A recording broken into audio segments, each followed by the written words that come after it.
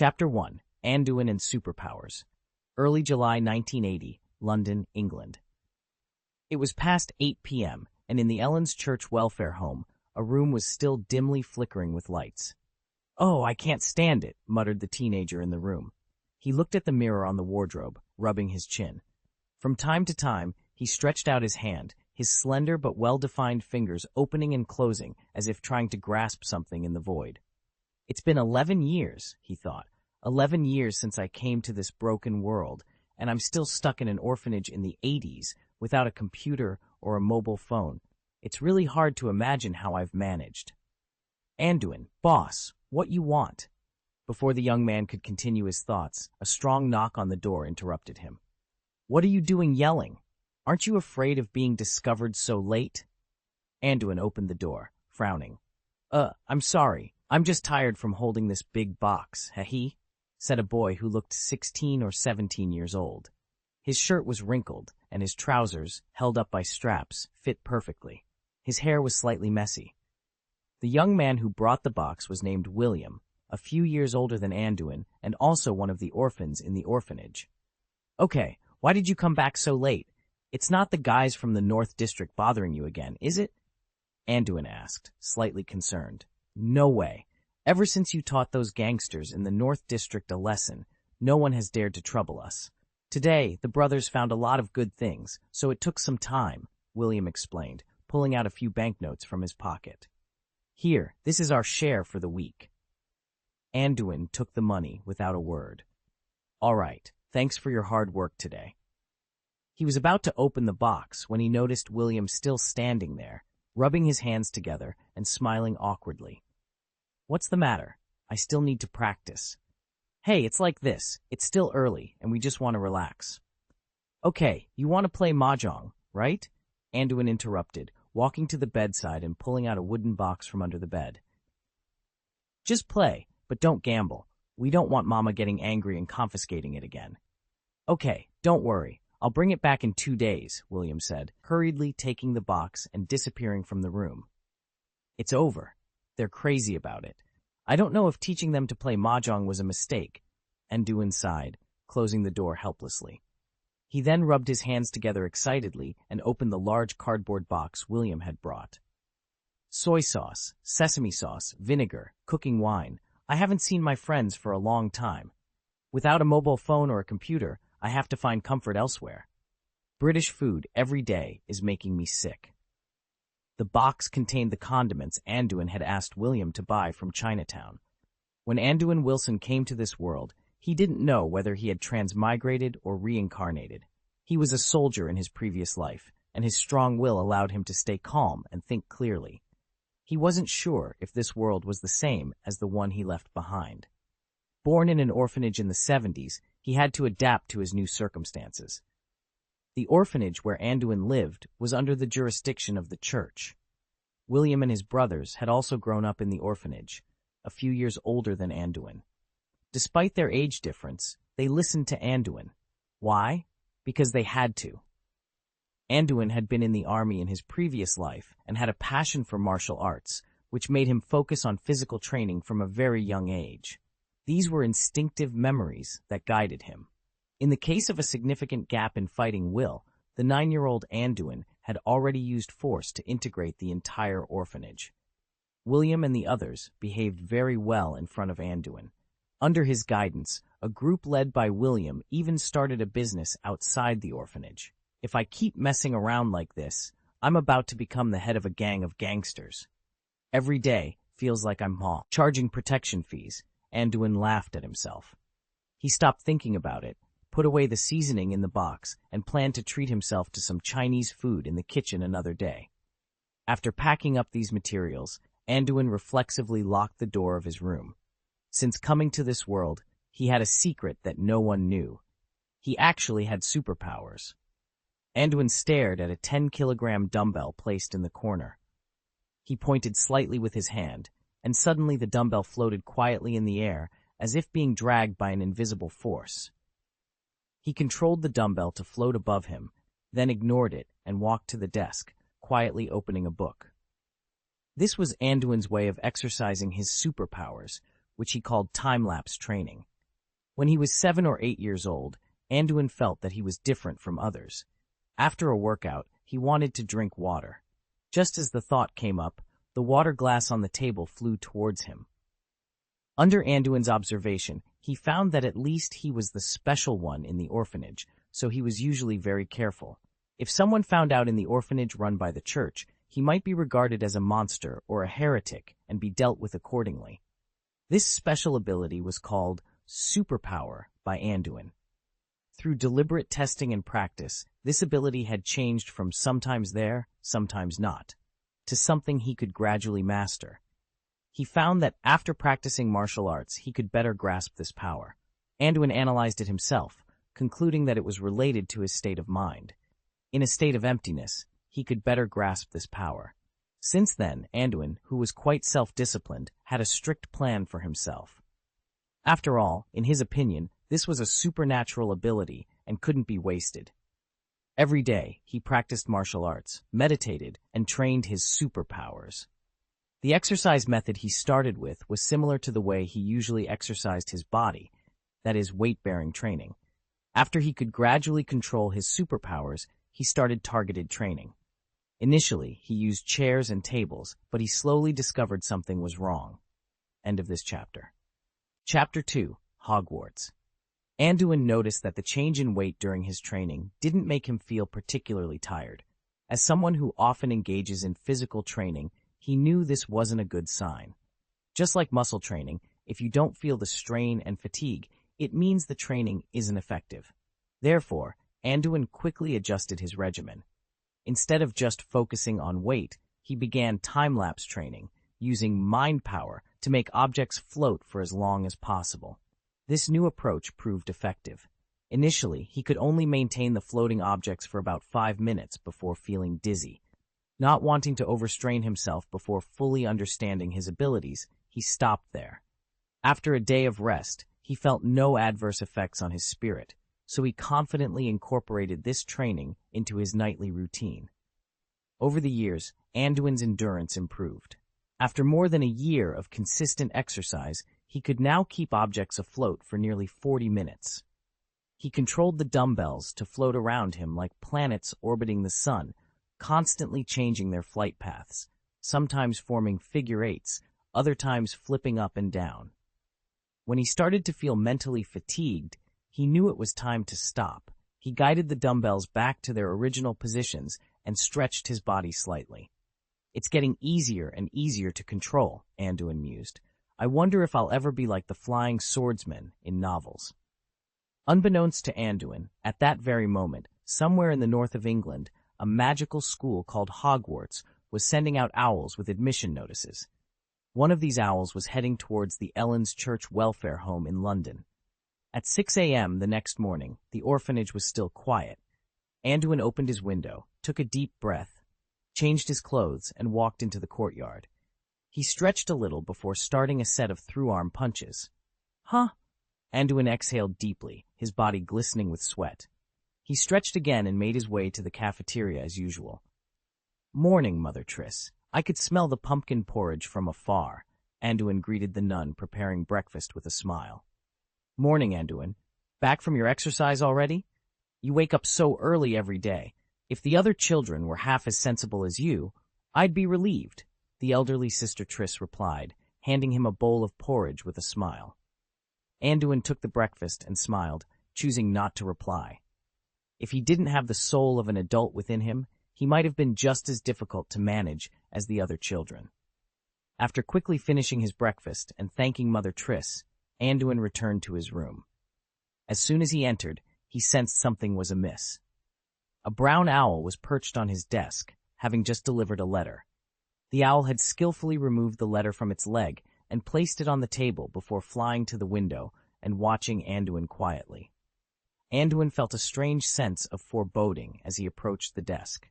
The envelope had no stamp, and a line of words written in emerald green ink adorned the middle. Shaftesbury Street, Ellen's Church Welfare House, Mr. Anduin Wilson. Turning the envelope over, he saw a coat of arms on the back, featuring a capital H in the center, surrounded by a lion, an eagle, a badger, and a snake. Who would send me such a strange letter? Anduin wondered aloud as he opened it.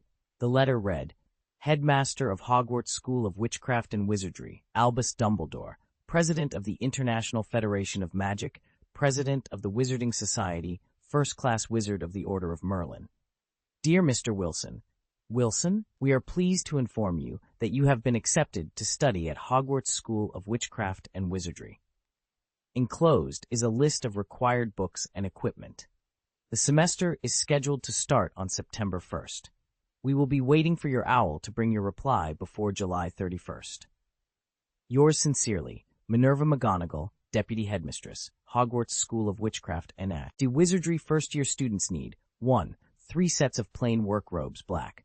2. 1 plain pointed hat, black, for daytime wear. 3. 1 pair of protective gloves, dragon hide or similar material. Ah, is this the world of Harry Potter? Anduin looked at the letter in disbelief. He never thought he would come to a magical world. Even when he awakened his magical powers, he thought it was just a special ability. Anduin couldn't help but feel worried after discovering this astonishing fact because he had never seen Harry Potter in his previous life. And something's not right, he muttered. Although Anduin's memory of his previous life was a bit blurred after crossing over or reincarnating, and he had hardly watched the Harry Potter movies or read the books, he had a vague impression of the franchise. He remembered hearing friends mention names like Dumbledore, Harry Potter, Voldemort, but he knew almost nothing about the specific plot. However, that didn't seem to matter anymore because he wasn't from the same era as the story. It's 1980 now, Anduin realized. I thought I would have supernatural powers, but I'm surrounded by superhumans. He discovered that the psychic power he had always thought was a superpower turned out to be magic. Feeling a bit overwhelmed, he took a few deep breaths to calm down. After reading the letter in detail, Anduin stroked his chin and glanced at the owl on the windowsill. Are you waiting for my reply? It's a pity I haven't had pets before, and I don't have anything good to entertain you. The owl on the windowsill continued to stare at Anduin silently, its eyes unblinking. Okay, I'll write a reply now, Anduin shrugged. He picked up a pen and paper from his desk and began to write a response, expressing his excitement about studying at Hogwarts. He also mentioned that he had never been exposed to the wizarding world, and being an orphan, asked if he could receive some assistance. End of this chapter. Chapter 3. Professor McGonagall. After writing the reply, Anduin placed the letter into a brand new envelope and handed it to the owl. The owl, perched on the window ledge, skillfully took the envelope and secured it before flying away without a backward glance. It's quite cold, Anduin mused. I wonder what the wizarding world is like at this time. Has Voldemort been defeated by Harry yet? Anduin had only a vague recollection of Harry Potter. He remembered a friend mentioning that Voldemort had killed Harry's family, but was unable to kill Harry himself. However, he was unsure about the state of the wizarding world in 1980 or the specifics of the original plot. There's no point in overthinking it. I'll just wait for Hogwarts' reply. Strength is the foundation of any world. There's absolutely nothing wrong with becoming stronger, he concluded. With that thought, he returned to his daily routine. During the summer vacation at the orphanage, Anduin had set up an intensive exercise program for himself. His regimen included warm-ups, boxing, standing exercises, aerobic training, meditation, and what he called psychic power training, which was not yet magic training. Everything was carried out in an orderly manner. In a disciplined life, time always flies by quickly. 2 days after receiving the letter of admission to Hogwarts, a special guest visited Anduin. Are you saying that you are Professor McGonagall from Hogwarts? Anduin asked the middle-aged woman standing at his door. She wore square glasses, had curly black hair tied into a high bun, and was dressed in a dark green robe. That's right, I'm Minerva McGonagall, Deputy Headmistress of Hogwarts. I saw your reply, Mr. Wilson. We visit Muggle families who haven't been exposed to the wizarding world, Professor McGonagall explained. She seemed to remember Anduin's background and added, and of course, we visit young gentlemen who live independently like you. Won't you ask me to come in and sit, Mr. Wilson? Oh no, I'm sorry, Professor McGonagall. Please come in. I just haven't fully digested the idea of a magic school yet. Anduin apologized, stepping aside to let her in. As soon as she entered the room, Professor McGonagall began to observe her surroundings. The room was small, with a bed, a set of desks and chairs, a desk connected to a bookshelf, a cabinet, a clothes rack, and a few dumbbells neatly placed in the corner. The bed was neatly made, and there was a pot on the windowsill. If she wasn't mistaken, it was a pot of green onions. The tidy room and clean, fresh atmosphere made Professor McGonagall think highly of Anduin. Today's visit was a surprise, which proved that this freshman was usually very self-disciplined. "Sorry, Professor McGonagall, the room is rather crude," Anduin apologized, moving the only chair in the room for her. "You're welcome, Anduin. I hope you don't mind me calling you that. I brought a chair myself," Professor McGonagall said. She took out her wand and pointed it at the dumbbells by the wall. Instantly, the dumbbells transformed into a wooden chair, and she sat down gently. Anduin was impressed by Professor McGonagall's magic, but maintained his composure. He pulled out his chair and sat down facing her. "I saw the letter asking for a reply before July 7th, and I thought it would be in August for a reply or visit," Anduin remarked. "That's mainly for the children of many wizarding families. We visit the children who have not been in contact with the magical world in advance. The magical world is more sensitive now." Professor McGonagall hesitated, but then got straight to the point. "Children with magical talents will be notified of admission when they reach the corresponding age. Hogwarts will teach underage wizards how to control and use magic. I believe you should have noticed some special things happening around you in recent years. It's a common occurrence.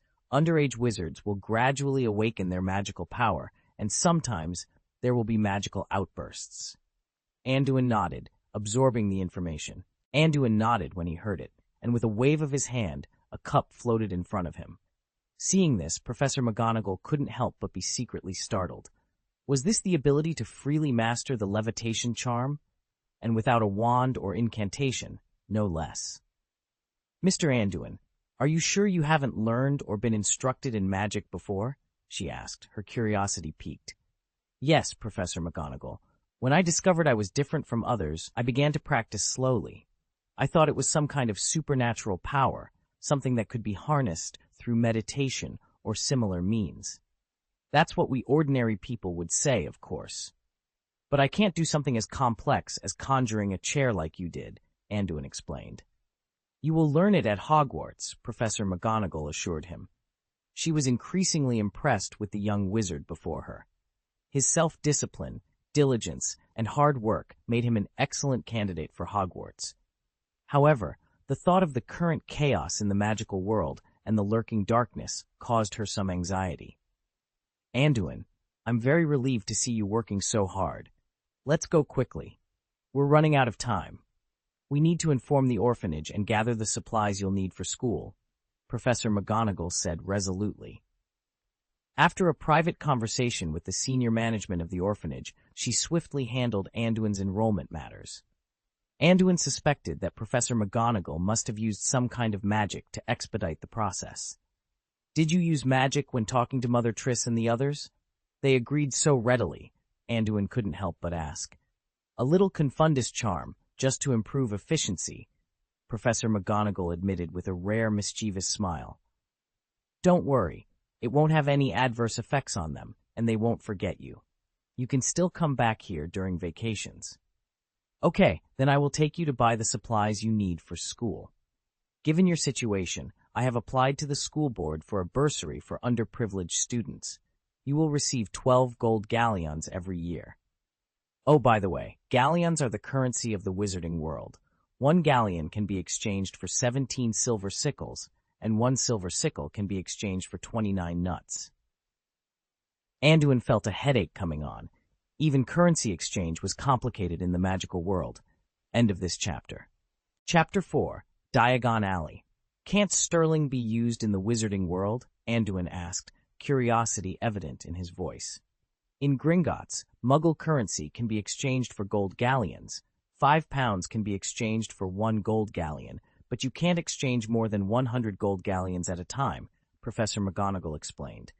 She was well-versed in all aspects of admissions, but she doubted Anduin had much in savings, perhaps just some pocket money he wanted to exchange. "Huh, so that's the case. Then I have money," Anduin said, surprising Professor McGonagall as he pulled out a stack of pounds. He skillfully licked his fingers to count the notes. "Enough to buy what I need, and maybe a little extra for the way back." Professor McGonagall led Anduin out of the orphanage and into a deserted alley nearby. "I was supposed to take a Muggle vehicle or a night bus with you to Diagon Alley, but the wizarding world has been unstable recently. I can only apologize that we'll have to apparate." After speaking, Professor McGonagall drew out her wand. "Come and grab my hand, Anduin. Is the magical world unstable?" Anduin wondered as he reached out his hand, digesting Professor McGonagall's words. Immediately, they disappeared with a pop. Anduin groaned as they emerged from apparition, feeling as if he had been thrown into a dark washing machine on the strongest cycle. He was squeezed inexplicably, and it felt as if his whole body had shrunk into a small ball. "Sorry, the first time using this magic can be quite unpleasant," Professor McGonagall said, pointing her wand at Anduin. A soft stream of light emerged from the tip and gradually merged into Anduin's body, making him feel much better. Fortunately, Anduin had excellent physical fitness and a good sense of balance. After a moment, he calmed down. "Is this magic? Why does it feel different from what I imagined?" he thought, but his expression remained calm. "Where are we going next? Do we need to apparat again?" Anduin asked. "That's not teleportation, it's apparition. It's a travel magic commonly used by adult wizards. You can learn it in your 7th year," Professor McGonagall explained. "And don't worry, we'll be there in a minute." Professor McGonagall led Anduin out of the alley and onto the street. They walked for a while until they reached a record store and a bookstore. Anduin noticed an impressive opening between the two stores, a bar with a different style from the shops on either side. Passers-by seemed to ignore it completely. "Can't they see this bar?" Anduin asked, intrigued. "Excellent observation, Anduin. Many concealment charms have been applied here. Muggles can't see the leaky cauldron," Professor McGonagall explained as she led Anduin into the bar. "Professor, what do you mean by muggles? Do you mean ordinary people who don't know magic?" Anduin asked, feeling a bit absurd. He vaguely remembered reading Harry Potter in his previous life, but real contact with the magical world still felt surreal. "Yes, Anduin. We generally call ordinary people who don't believe in magic or non-magical humans muggles. Because of the International Statute of Secrecy, muggles don't know we exist," Professor McGonagall explained. "I wonder if the International Statute of Secrecy will continue to exist in the British magical world in the future," Professor McGonagall thought, frowning slightly as she considered the current state of the British magical world. "Really? Then my parents were muggles too," Anduin said, remembering his parents who had passed away shortly after his birth. He had checked their records at the orphanage and found nothing unusual. They were ordinary people. Anduin's magical talents were all his own. "Perhaps some of your ancestors were wizards. It's not uncommon for children with wizarding talents to be born among muggles. The responsibility of Hogwarts is to teach you how to control your magic," Professor McGonagall explained as she and Anduin walked into the bar. The bar was dimly lit and shabby, with poor lighting casting shadows over the bar counter and several tables in the corners. It seemed devoid of customers, and the bar owner was silently wiping glasses at the counter. "Tom, how's business been lately?" Professor McGonagall asked, clearly familiar with the owner.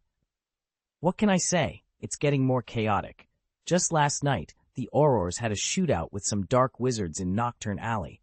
The explosion nearly shattered my glasses, and business is getting worse," Tom lamented, seemingly eager to vent his frustrations. "Come on, Tom, there's a young gentleman here," Professor McGonagall interjected. "Is he a new student?" Tom asked, glancing at Anduin without much surprise. "Hello, sir," Anduin greeted politely, his manners reflecting his upbringing. "Come in. It won't be safe out here for long," Tom advised kindly, noticing Anduin's politeness. Professor McGonagall nodded to Tom and led Anduin through the bar to a small patio behind the leaky cauldron. "This is Diagon Alley. You'll come here to purchase your school supplies in the future. Pay attention, as you'll need to come by yourself next time," She pointed to a specific wall tile on the side of the bin. By tapping this tile with a wand, counting 3 up and 2 across, you can enter. She demonstrated, and the dilapidated brick wall began to shift and transform into a tall archway. "Welcome to Diagon Alley, Anduin," Professor McGonagall said. Anduin's mouth opened slightly in awe as he watched the transformation, his excitement for the magical world growing. Beyond the arch, he saw a long cobblestone street lined with various shops. However, Diagon Alley was not as bustling as he had imagined. Some shops were closed, and there were pedestrians in trench coats patrolling the street. "Professor, those people in trench coats don't look like customers." "Are they?" Anduin asked, his earlier conversation with Professor McGonagall and Tom sparking an ominous thought. "Those are Aurors, maintaining law and order. The magical world hasn't been very peaceful lately, but this is still the most prosperous commercial street in the British magical world. It's quite safe. They're just on routine patrols. Don't worry, you'll be safe at Hogwarts, I promise," Professor McGonagall reassured him. End of this chapter. Chapter 5. The Magic Wand. "Let's go. Let's head to Gringotts to exchange some money. I think you can't wait," Professor McGonagall said, knowing that Anduin had a lot of money. Gringotts is the only wizarding bank in the UK, run by a group of goblins. It's known as the second safest place in the world after Hogwarts, she explained as they walked. Under Professor McGonagall's guidance, Anduin arrived at a fork in the street. One side of the street sign pointed to Nocturne Alley, while the other led to the main road of Diagon Alley. A white building stood at the intersection of Diagon Alley and Nocturne Alley, with a goblin guard in a scarlet gold uniform standing at the door. Upon entering, they passed through the first shiny bronze door. The goblin guards on both sides bowed as they walked by. After passing through the second silver door, they entered a spacious marble hall where about a dozen goblins were seated behind a long counter. Some were jotting down entries in large ledgers, others were weighing coins with balances, and some were examining gems with eyepieces. It seemed that the turmoil in the outside world had not affected the lives of these goblins much. Guided by Professor McGonagall, Anduin approached a counter, showed his Hogwarts admission notice, and received 12 gold galleons as part of the poor student bursary. Although Anduin had money to exchange, he had already applied for the bursary and saw no reason to forgo it. He then exchanged British pounds for 100 gold galleons, a substantial sum for an 11-year-old boy. Anduin walked out of Gringotts with a sheepskin bag full of gold galleons. He took one out and examined it closely. "It looks like pure gold, but it doesn't feel the same as ordinary gold," he remarked. "It's all made by goblins using a unique goblin craft. They also apply a special goblin magic to prevent outsiders from forging it directly," Professor McGonagall explained. "I think you can't wait to have a wand of your own. You can't navigate the magical world without one," she added with a laugh, noticing Anduin's excitement. While talking, Professor McGonagall led Anduin to Ollivander's wand shop, a store with a long history. The shop looked cramped and shabby, with a single wand displayed on a faded purple cushion in the window. Thousands of long, narrow boxes were crammed into ceiling-high cabinets. A thin old man behind the counter was silently wiping a wand. "Good afternoon, Mr. Ollivander. We're here to buy a wand," Professor McGonagall greeted. "Ah, Minerva, 9 1/2 inches, cold wood. I haven't seen you in a few days. Time flies, and it's time for new students again," Ollivander said, looking at Professor McGonagall before turning his attention to Anduin. "It's been a hard time these days. Did you hear that yesterday? Yesterday's riots will not continue. You have to have confidence in the Ministry of Magic and Dumbledore." Professor McGonagall interrupted, glancing at Anduin to prevent the spread of negative information that might affect his confidence in the wizarding world. "Yes, Dumbledore. If it weren't for him still in charge, I might have closed the shop long ago. But let's not dwell on that. Let me see what kind of wand suits this young gentleman," Ollivander said, shifting the conversation. "Hello, sir. My name is Anduin Wilson," Anduin introduced himself. "Hello, Mr. Wilson. Polite young people like you are rare these days," Mr. Ollivander replied with a smile, pulling out a long silver-marked tape measure from his jacket pocket. "Which hand do you use?" "I'm used to using my right hand," Anduin answered. Ollivander began to measure Anduin, starting from his shoulders to his fingertips, then from his wrist to his elbow. "It's not easy to be so strong at such a young age," Ollivander remarked, feeling Anduin's firm muscles, unable to hide his admiration. Anduin couldn't help but get goosebumps all over. Anduin couldn't help but wonder about Ollivander's methods. Was there something peculiar about this old man? Measuring with a ruler, touching P, Opal, and then selecting a wand, was that all it took? Ollivander moved swiftly. While Anduin was still pondering, the wandmaker had already pulled a wand from the shelf and handed it over. "Try this one. Ashwood, Phoenix Feather Core, 11.5 inches. It's known for its tenacity and bravery." Anduin took the wand and gave it a light wave. The tip of the wand suddenly burst into flames. "All right, it doesn't seem to suit you," Ollivander said quickly, taking the wand back and retrieving another. "How about this one? Elmwood, Fire Dragon Heartstring Core, 9.75 inches. It symbolizes wisdom and grace." As soon as Anduin took it, Ollivander snatched it away again. "No, not this one either. Try this one. Red Oak, Male Unicorn Hair Core, 10.5 inches. It's known for its agility." Anduin flicked the wand, and the vase on the counter shattered. "Well, it looks like you're sharp enough, but that's a little too sensitive," Ollivander remarked, retracting the wand. "Don't worry, you'll definitely find a wand that suits you here." Anduin tried several more wands, but none seemed to be the right fit.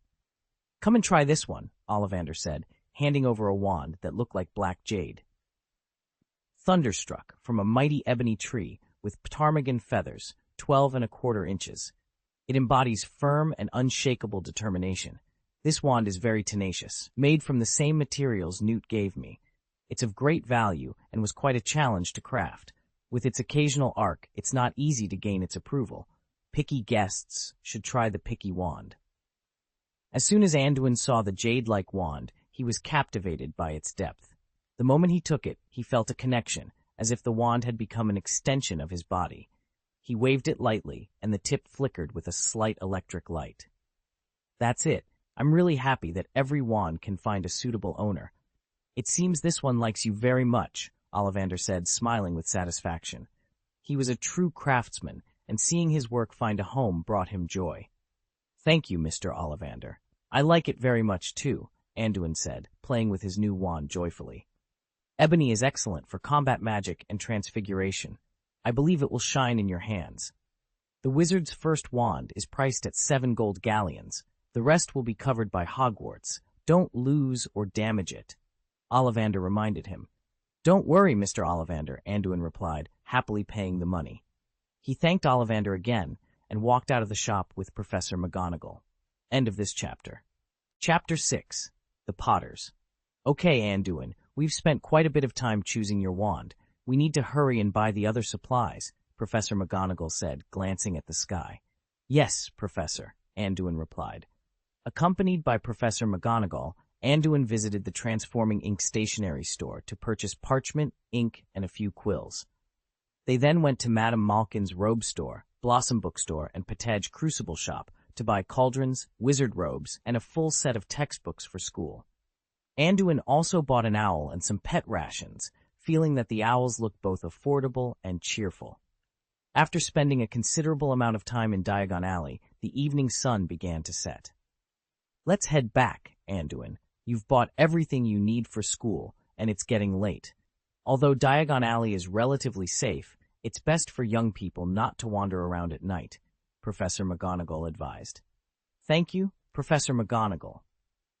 Before we leave, let me treat you to a cold drink. You've spent most of your day helping me, and I want to show my gratitude," Anduin suggested, noting that there was still some time before it got dark. He was also a bit tired from the day's activities and wanted to ask Professor McGonagall more about the magical world. "All right, but let's not take too long," Professor McGonagall agreed after a moment's thought. They went to Florin's cold drink shop in Diagon Alley, ordered 2 cold drinks, and found a seat. "Professor McGonagall, now that I have a wand, can I start practicing spells?" Anduin asked after taking a sip of his drink. "Don't rush, Anduin. Spells are much more complicated than you might think, and casting them indiscriminately can have serious consequences, especially in the Muggle world.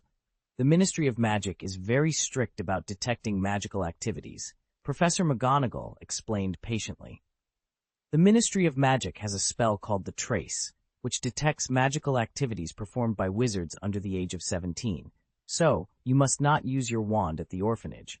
While the Ministry may not be able to pinpoint your location in a place full of wizards, in the Muggle world, it would be like a firefly in the dark, she continued. So, it's okay to use spells in Diagon Alley? Anduin asked. In theory, yes, but it's very dangerous to cast spells without proper guidance. I understand that young wizards like you have a strong thirst for knowledge, but it's best to satisfy that curiosity at school, Professor McGonagall advised. I understand, Anduin replied, though he was still processing the information. Are there many professors like you at Hogwarts? What do they do? And the headmaster, Professor Dumbledore, what kind of person is he? Anduin asked, his curiosity piqued.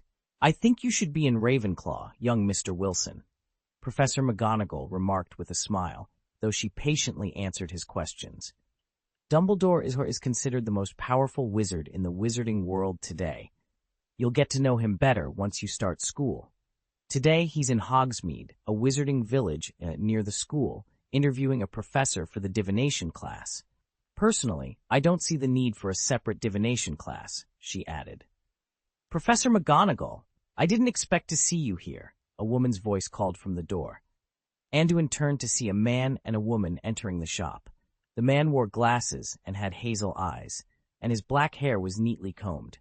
Beside him stood a woman, a pregnant woman with long dark red hair and almond-shaped eyes. The two of them greeted Professor McGonagall and walked towards him. Lily, James, why are you here? Professor McGonagall was startled to see them and stood up to meet them. Anduin also stood up. Our baby is about to be born, and we just came over to buy some things. What about you? James explained to Professor McGonagall, then looked at Anduin standing beside her. Ah, you're here to pick up the freshman shopping. Ordinary wizard families don't need to come in person. It's C.M's you are a Muggle-born wizard, young gentleman. How about your parents? Why did they leave you here alone? James Potter asked Anduin, feeling quite at ease. Lily, standing next to him, reached out and squeezed James's arm. James looked at his wife in confusion. Your eyes are really sharp. I am indeed a Muggle-born wizard. As for my parents, I'm sorry, but I haven't met them, Anduin replied. Although he felt a little offended, he wasn't angry. After all, it was the truth. He was someone who looked forward and wasn't hypocritical. Oh, sorry, I didn't mean to offend, James quickly apologized, realizing his mistake. Anduin shrugged it off. This is Anduin Wilson, the freshman who will be entering this year. These two are James Potter and Lily Potter, your seniors who have already graduated. Come and sit together. You ran all the way from Corner Alley, and Lily is still pregnant. Aren't you afraid of danger? Professor McGonagall introduced them to each other and invited them to sit down. We're not afraid, but it's a pity that Lily is about to give birth.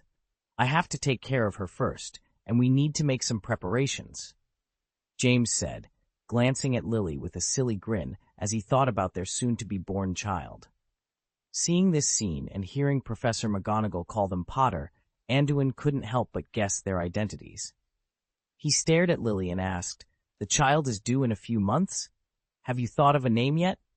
Lily looked at the new Muggle-born wizard and felt a sense of warmth. The baby is expected at the end of the month. As for the name, we've discussed it. If it's a boy, we'll call him Harry Potter. Lily finished speaking and looked at James, her face full of happiness. Anduin now completely confirmed that these were the future savior's parents, the Potters. Although he didn't know the entire plot, he knew the protagonist's name, which also confirmed his suspicions. Harry's parents were still alive, which meant Voldemort wasn't dead at this point. No wonder there weren't many customers in Diagon Alley, and Aurors were patrolling everywhere. End of this chapter. Chapter 7. The Amulet. Anduin had no clear recollection of the details surrounding Harry Potter's childhood. He only remembered that Voldemort had attacked the Potter household, killing Harry's parents, and was subsequently defeated by Harry. The specifics of how Harry managed to defeat Voldemort were a mystery to him. Should he warn them? Seeing the Potters so happy, Anduin felt conflicted. Lily noticed Anduin's frown and wondered what he was thinking. What's the matter? Are you nervous about going to school? I was also a Muggle-born wizard. When I learned that I was going to Hogwarts, I couldn't sleep all night. But trust me, you won't regret it once you get there. I wonder which house you'll be sorted into. Gryffindor would be great, of course, but the other houses aren't bad either. Except for Slytherin, James interjected, clearly showing his disdain for Slytherin. Don't listen to him, Lily said, rolling her eyes at James. Every house has its own unique qualities. No matter where you end up, as long as you take your studies seriously and understand the kind of person you want to become, you'll achieve great things. Thank you. I'll keep your advice in mind, Anduin replied. As an adult in a child's body, he wasn't nervous about school, but he appreciated Lily's kindness and didn't want to interrupt her. Anduin couldn't bring himself to directly warn the Potters about their fate. How could he tell them that Voldemort would one day invade their home, kill them, and be defeated by their son? Even if they believed him, they were already prepared to face Voldemort as his enemies. Okay, it's getting late. Let me take you back, Anduin. It's not safe at night. James, Lily, you too, Professor McGonagall said. Yes, Professor McGonagall, Anduin replied, starting to pack up. Before leaving, he turned to Lily and said, Mrs. Potter, please be careful. Bless you and your child. Your child will definitely make you proud in the future. Lily smiled warmly at Anduin. Thank you for your blessing, Anduin. Feeling a connection to the young student, perhaps because he reminded her of herself or someone from her past, Lily reached into her bag and pulled out a small item. This is a little something I made. Consider it a talisman to celebrate your admission. You can write to me anytime. Anduin took the small copper plate from Lily. It was coin-sized and engraved with a lifelike female doe. Thank you for the gift. I will treasure it, he said solemnly, pocketing the amulet. After saying their goodbyes, Anduin and Professor McGonagall left. Another uncomfortable apparition later, Anduin found himself back at the orphanage. He shook off the disorientation, bid farewell to Professor McGonagall, and returned to his room. Sitting on his bed, Anduin reflected on the day's events. The wizarding world fascinated him, but he was also aware of the dangers it held. Voldemort was still a looming threat, and Anduin knew he couldn't rely on others for his safety. As a Muggle-born, he needed to be cautious and prepared for whatever lay ahead. Anduin knew he needed the ability to protect himself, otherwise he might fall victim to Voldemort and his minions one day. Reflecting on the information he gathered from Professor McGonagall, he concluded the following points. First, the Ministry of Magic is now under martial law. Previously, underage wizards were only monitored by trace spells after enrolling in school, but now they are included in the detection range as soon as they possess a wand. Second, because the trace is a range-based monitoring system, the Ministry of Magic cannot determine who is casting spells in areas where wizards gather. Third, with Dumbledore still in charge and the Ministry actively resisting, Diagon Alley remains relatively safe. Determined, Anduin decided to leave the orphanage as soon as possible and settle in Diagon Alley. He needed to develop some self-protection abilities before enrolling in school. He took out his wand, admiring its jade-like material and matte texture. The dark and deep wand seemed to resonate with him. He sighed softly. We will depend on each other from now on. I'll name you Dark Painting. Let's show this magical world our power. As if responding to Anduin, the dark painting trembled slightly in his hand, emitting a few arcs of light. It didn't harm him, but made him feel a deeper connection with the wand. With his resolve strengthened, Anduin rested early, ready to take action the next day. Meanwhile, Hogwarts at night resembled a sleeping dragon, silent, yet full of power and beauty. Professor McGonagall made her way to Dumbledore's office. Albus, how did the interview go tonight? I don't have much hope for the fortune-telling class report. You know, most fortune-tellers in the magical world are frauds, Professor McGonagall said, watching Dumbledore as he tended to Phoenix Fawkes. Dumbledore replied, Then I regret to inform you that we will soon welcome the first divination teacher at Hogwarts, Minerva. He recalled the shocking prophecy he heard in Hogsmeade earlier that day. Calming himself, he raised his eyebrows and turned to Professor McGonagall. By the way, how did your meeting with the Muggle-born student go today? You seem to be in a good mood. His name is Anduin Wilson, Professor McGonagall corrected. He's a very self-disciplined and polite kid, both from my own observations and from what I learned at the orphanage. We also met the Potters today. Lily's child is expected to be born at the end of the month, and they have a good impression of Anduin. Professor McGonagall praised Anduin without hesitation, clearly impressed by him. Thank you for your recommendation votes. Your support is the driving force behind my continuous updates. This book now has hundreds of thousands of words in manuscript form, so you don't have to worry about any interruptions in updates. End of this chapter. Chapter 8. The Leaky Cauldron. You mean Lily Potter?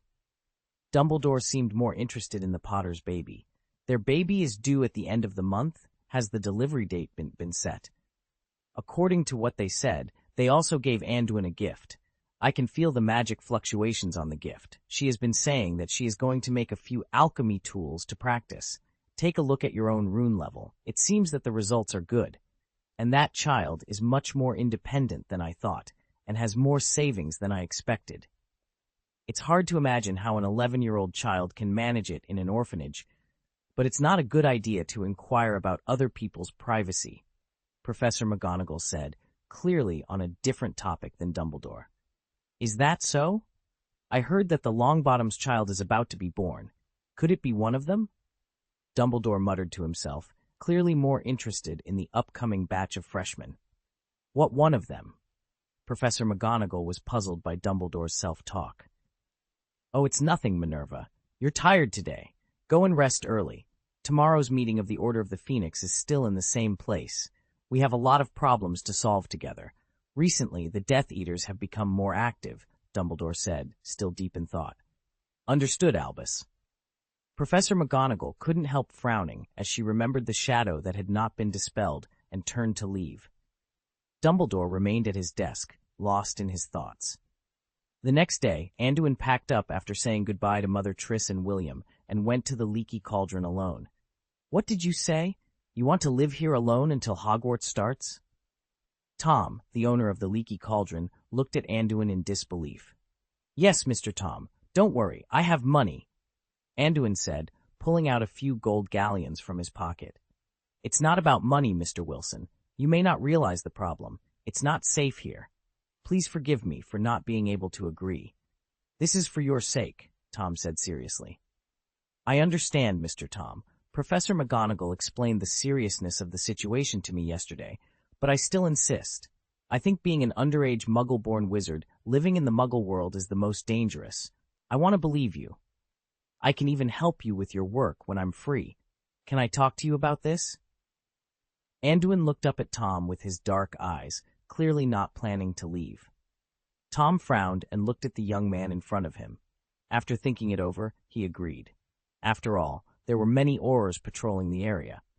Okay, anyway, I don't have much business recently. I'll charge you 5 gold galleons for a month and a half, but you have to promise me not to run around at will. It's better to stay in the inn. There's a curfew at 8 p.m., so you must go back to your room. No problem, Mr. Tom. I will behave properly, you can rest assured. After seeing Tom's agreement, Anduin paid the money readily, took the room key, and moved his luggage into the room. Anduin placed the onion he had planted on the windowsill. He brought a lot of things this time. In addition to school supplies and some luggage, he even brought the seasonings that William had bought before, and also brought a mahjong set. In his previous life, Anduin was born in the army and had no hobbies other than a craving for good food. He had eaten British food in this world for more than 10 years, and he had long grown tired of it. After settling in, Anduin took a look at the room. The space was not small. There were basic training positions, but not much room to practice boxing. In the past, he mainly practiced arm fists, split hangings, long fists, hong fists, etc. He couldn't use them all now. In addition to standing in the room, I can only practice Tai Chi. Reflecting on this, Anduin took out some paper to plan his daily study and training schedule. He is a person with an extremely regimented life and is very self-disciplined. Now, except for the fact that his quilt may not be folded into perfect tofu cubes, he basic ally adheres to his habits from the army. Here's what he arranged for himself. 6:30 a.m. Get up, wash, and do morning exercises. Training content: stretching, standing, aerobic training, and boxing for 30 minutes. 7 a.m. Breakfast, followed by reading and practicing mantras. 12:30 p.m., 1:30 m. Lunch. Lunch.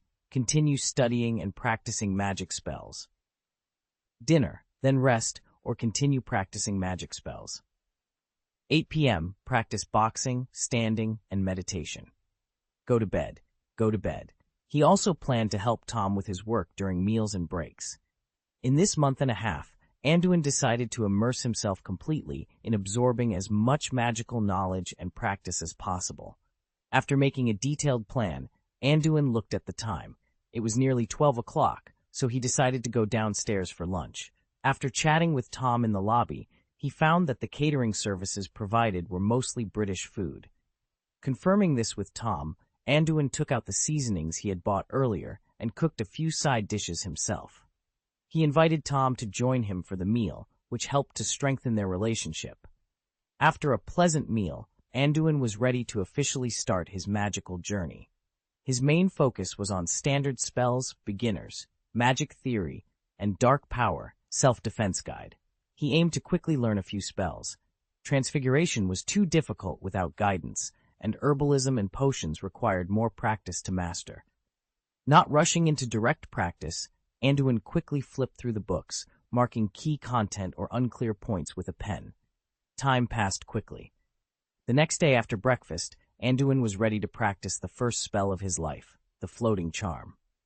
After years of practice, he could make objects float without a wand, so he decided to start with himself. Yo, Gadim Leviosa, Anduin chanted, comparing the spells and gestures in the book. He drew out his wand and began to cast the spell on a book on the table. Anduin felt an invisible energy linking himself, his wand, and the book. It took almost no effort to make the book float. Well, after using the spell, I obviously feel a lot lighter. It's the spell that makes the magic more stable, isn't it? He mused. Then Anduin put down his wand and tried to make the book fly as before, but after several attempts, it didn't work. End of this chapter. Chapter 9. Obstruction Spell. Strange, why can't I find the same feeling after using a wand? Anduin pondered aloud. Could it be that the wand is not just a tool for casting spells, but also has other effects on magic? Perhaps it helps in calming the magic? Could it be that the previous magic power was active and unstable, making it easier to use without a wand, and the wand makes casting spells easier by increasing the stability of the magic flow? Anduin considered various possibilities. He picked up his wand and cast the levitation charm several times, trying to experience the sensation of using the wand to cast the spell. He focused on the movement of the power within his body, then set the wand aside. Standing still, he slightly bent his legs and gradually relaxed all his muscles. Instead of thinking about the feeling of mobilizing magic without the wand, he began to capture the trajectory of the magic power when using the wand to cast a spell. After a while, Anduin slowly opened his eyes, and the book he used to practice the spell was already floating in front of him. Using a wand to cast spells can guide and utilize magic more rationally and efficiently. The previous method was too crude, so after finding a better solution, it didn't work, Anduin concluded, comparing his current and past methods of mobilizing magic. No one would have thought that Anduin had mastered the knack of silent and wandless casting while practicing the simplest levitation charm. Years of practicing his mind power not only increased his proficiency in the levitation charm, but also made him more sensitive to magic. Additionally, the total amount and intensity of his magic power were far beyond those of others his age due to years of exercise. After finding the right feeling, the more important task was to consolidate it. Anduin spent almost all his time casting the levitation charm, sometimes with a wand, sometimes without, sometimes with an incantation, and sometimes silently. It wasn't long before Anduin felt he had a good grasp of the spell. Just as he was about to continue practicing, Anduin's stomach started to growl. Realizing it was already evening and he had missed lunch, he knew the importance of balancing work and rest. He quickly calmed down and prepared to go downstairs for dinner. Boy, young people shouldn't just sleep in their rooms and skip meals, Tom, who was reading the newspaper at the bar, remarked when he saw Anduin coming downstairs. He assumed Anduin had slept from morning to night. "Ha, you're not complaining that I didn't come down to cook for you at noon, are you?" Anduin joked with Tom, recalling how he had shown off his cooking skills the previous day and had personally handled dinner and breakfast. "I'm just worried about you, afraid you'll starve to death in your room," Tom replied, not angry but concerned. "All right, it's my fault. I'll make it up to you by cooking dinner tonight," Anduin said with a smile and walked into the kitchen. The dinner Anduin prepared was sumptuous. Tom even poured him a glass of butterbeer. Anduin found this peculiar drink from the magical world quite novel. It had a buttery taste but wasn't greasy. "Anything interesting in the newspaper you were reading?" Anduin asked. "It's getting more chaotic lately. That mysterious man and the Death Eaters have caused trouble for the Ministry of Magic again. And Auror was seriously injured because of it." "I don't know when this will end," Tom said, clearly worried about the current situation. "Death Eaters? The ones who follow Voldemort." Anduin had learned a new term and realized he needed to gather more information about this world. After finishing dinner with Tom, Anduin waved his hand, and the empty dishes on the table floated away, neatly stacking themselves in the sink. Tom's eyes widened as he watched the scene unfold. The kitchen sink flew across the room with just a command. Such skilled wandless casting, even for a simple floating spell, was a rarity among adult wizards. How did you do that?" Tom exclaimed. "Well, this is what happens when you skip lunch," Anduin replied with a smile, returning to the room, leaving Tom in shock. Over the next few days, Anduin immersed himself in learning a variety of new spells. He mastered spells like the Unlocking Charm, Lumos, Scourgify, Impervious, and Aguamenti. He also delved into defensive spells such as Impedimenta, Leglocker Curse, and Knockback Jinx. Some spells were straightforward, following the textbook instructions, while others required Tom's enthusiastic guidance, especially when the pronunciation was tricky. However, the only spell Anduin could perform skillfully without a wand was the floating spell. Anduin realized that his proficiency was still lacking and began to analyze the principles behind spellcasting. He noted that the same spell could have different effects depending on the caster. For instance, Tom's Lumos was much brighter than his own, indicating Tom's greater proficiency and deeper understanding of the spell. Moreover, Anduin learned from Tom that willpower and emotion significantly influenced a spell's strength. The stronger the caster's will and determination, the more potent the spell. When Anduin cast Lumos with heightened emotions, the result was noticeably better than when he cast it mechanically.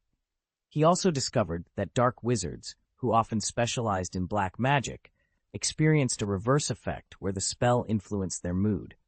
From these observations, Anduin concluded that willpower, emotion, and proficiency all played crucial roles in a spell's strength. Additionally, the total amount of magical power set an upper limit on the spell's effectiveness. With this understanding, Anduin quickly adjusted his learning strategy. He decided that self-preservation was his immediate priority, and the fastest way to achieve this was by mastering a specialized spell. The spell needed to be simple, easy to learn, versatile, and have a high potential for development. After considering the self-defense spells he had learned, Anduin chose to specialize in Impedimenta, Expelliarmus, and Knockback Jinx. In his previous life, Anduin enjoyed playing games with a focus on maximizing a single attribute or skill to its limit. Applying this strategy, he decided to practice Impedimenta first. He had quickly grasped this spell when he first learned it, making him feel it was well suited for him. Additionally, he believed that Impedimenta had a high potential for development, potentially becoming a spell that could serve both offensive and defensive purposes. Anduin's determination to master Impedimenta marked the beginning of his journey towards becoming a formidable wizard. End of this chapter. Chapter 10. The Spell Test. The Obstruction Charm, also known as the Obstruction Spell, is described in the textbook as a quick casting of the Obstruction Charm can delay an opponent or prevent a magical creature from advancing for a while. This spell is a vital part of a dueling wizard's arsenal. However, when Anduin actually cast the spell, he discovered that it created an invisible obstacle in the direction indicated by the caster's eyes, resembling a magical wall. The duration of this wall could be as short as 10 seconds or extend over a minute, depending on the magic power output. If the magic power output is adjusted, the wall may not even be solid, allowing the opponent to pass through it, albeit at a slower pace. The degree of slowing is related to the density of the obstacles. When cast on the ground, it can make people feel as if they are walking through a quagmire. If the obstacle spell has a tangible entity, it can even serve as a defensive spell, using magic power to push the opponent and act as an attack method. A lot of obstacles, Anduin said without hesitation, immediately casting an obstruction charm in the open space of the room. First, we must understand the nature of this spell. Anduin walked towards the barrier spell he had released and touched it with his hand. What he had created was a solid invisible wall. It's very hard to the touch, less than an inch wide and impassable from both sides, Anduin noted, joining his hands until they touched the wall and roughly measuring its width. Let's test its physical defense strength first. He picked up a dumbbell from his luggage and knocked it against the invisible wall, producing a pop sound. It's not like metal or stone, it's more like hitting the surface of the water, Anduin observed, amazed by the unexpected sound. After hitting it hard a few times, he put down the dumbbells and used his fists to feel the invisible wall. Ft, ft. After a few consecutive punches, the invisible wall began to change. The hardness is comparable to that of an ordinary stone wall, and the feedback strength on my fist confirms this. But why does it become soft after repeated hits? It didn't break like glass but started to soften. Has the magic been drained? Anduin wondered, looking at his reddened fist. After a dozen more punches, the softened invisible wall was directly pierced. Even after piercing, the spell remained effective, though it couldn't stop solids from passing through, but still had a buffering effect. Anduin simply slammed his whole body into it and began to slowly walk through the wall. It's like going through a piece of non-Newtonian fluid, except it's not sticky. It's truly a magical spell, Anduin marveled. Soon after, the spell's effect ended, and the entire wall disappeared into thin air.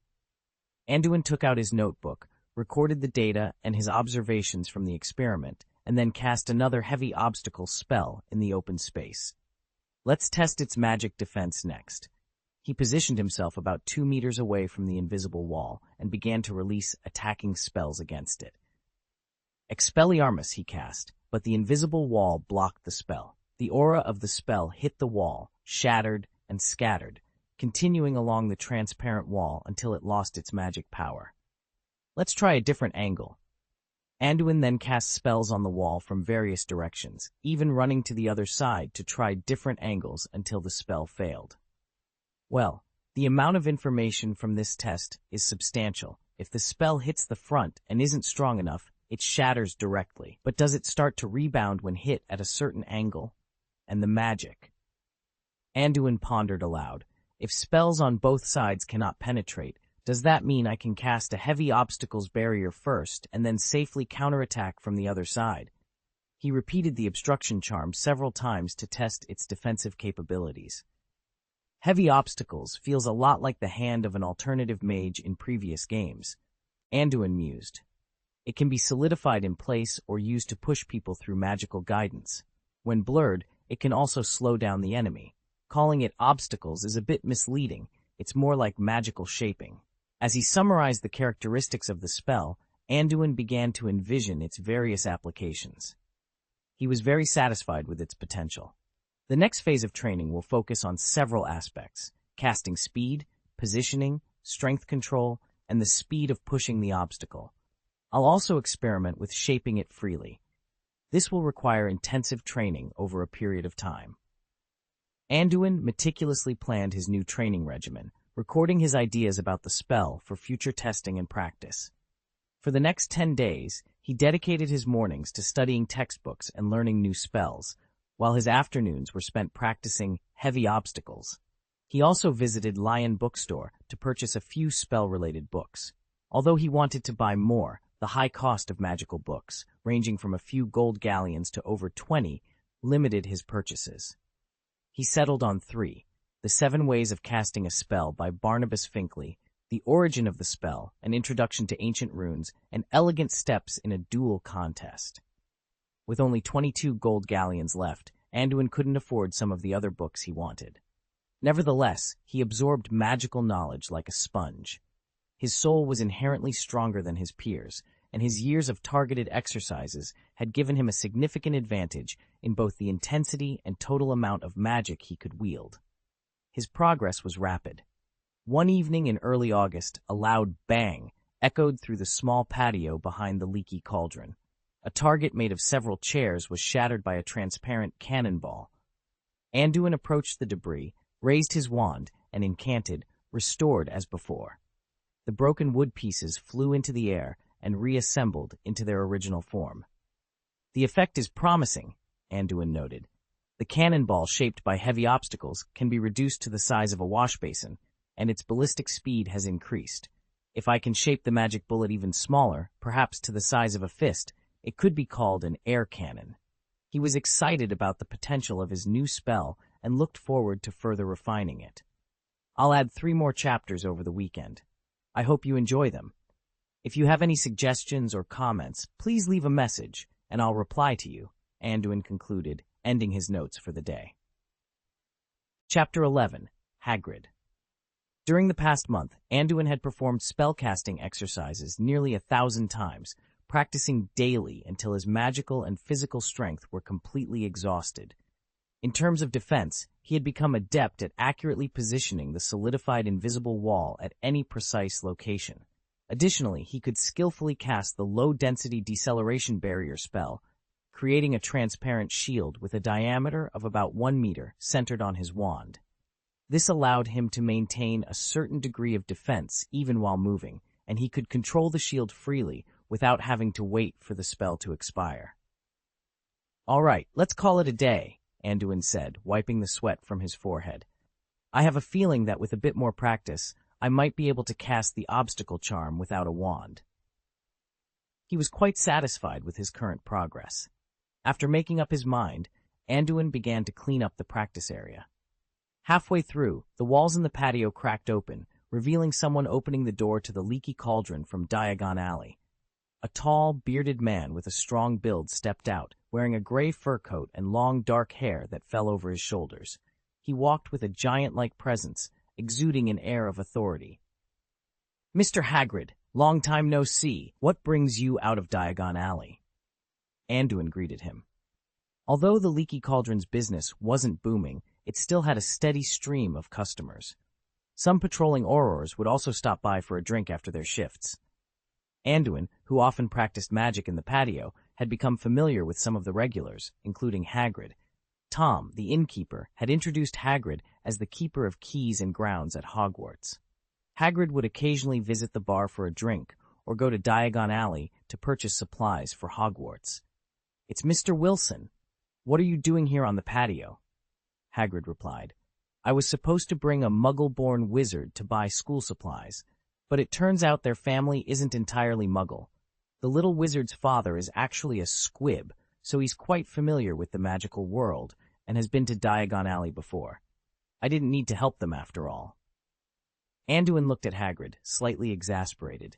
He had asked why Hagrid had come out from Diagon Alley, not why he was here. Anduin had been practicing in the patio all afternoon and hadn't seen anyone pass by. He decided not to press the issue further. "Really? Are you heading back to Hogwarts now?" "Haha, I came to Diagon Alley with the students' parents early this morning. When I realized they didn't need my help, I decided to take a stroll around Nocturne Alley. Before I knew it, it was evening, and I hadn't even had lunch. I thought I'd stop by here for a drink and some dinner," Hagrid explained.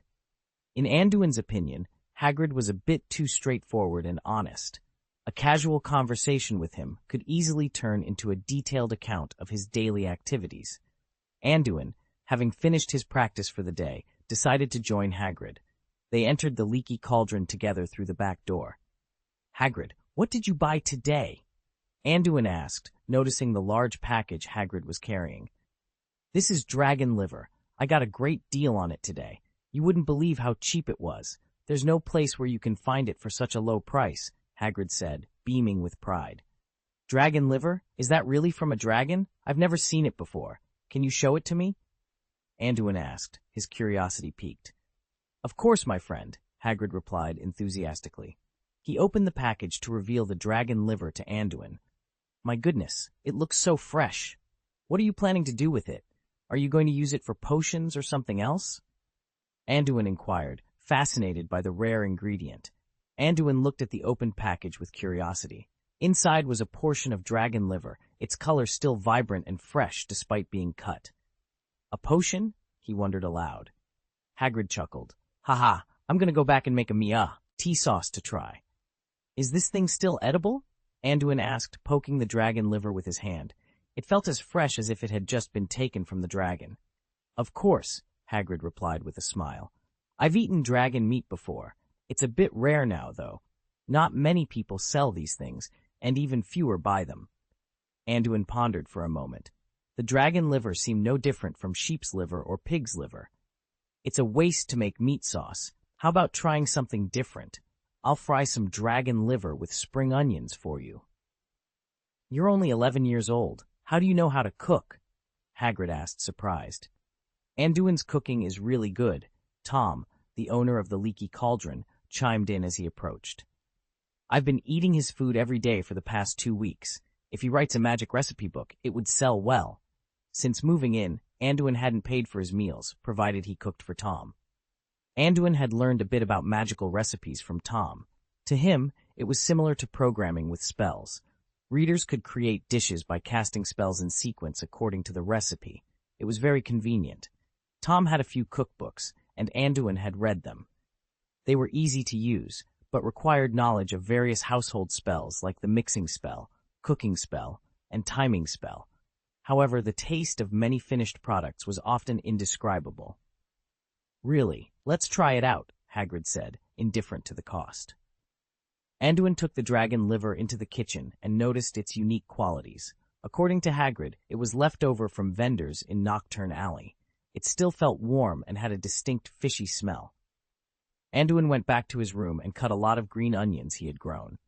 He added onions, ginger, soy sauce, cooking wine, and marinated the dragon liver before stir-frying it. Considering Hagrid's appetite, he also prepared a few other side dishes. Hagrid and Tom, drawn by the aroma, watched eagerly as Anduin brought out the dish. Hagrid took a bite, his eyes lighting up with delight. "This is delicious," he exclaimed. Anduin tasted it too, and found the texture different from pork or lamb liver, crunchy and unique. In high spirits, Tom brought out a large bottle of red currant rum from his collection and shared it with Hagrid.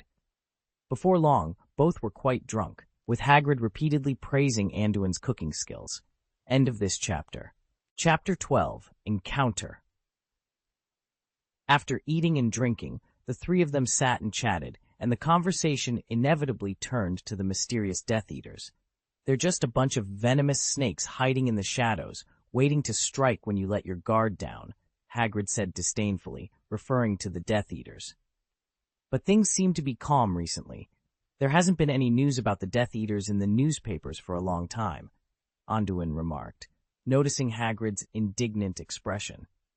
Hiccup, those damned guys have been lurking again recently, but don't take it lightly. They must be brewing some new conspiracy. We still have Dumbledore's Order of the Phoenix, and I believe we will win this war, Hagrid said after burping. Isn't the Ministry of Magic also fighting against them? Why did Dumbledore feel the need to set up the Order of the Phoenix? Anduin asked, voicing his doubts. He found it odd that the Ministry would tolerate a private armed force like the Order of the Phoenix. Having been in the army in his previous life, he believed that a regular army should be organized for the war. The Dark Lord is very persuasive, and the Ministry of Magic cannot be fully trusted.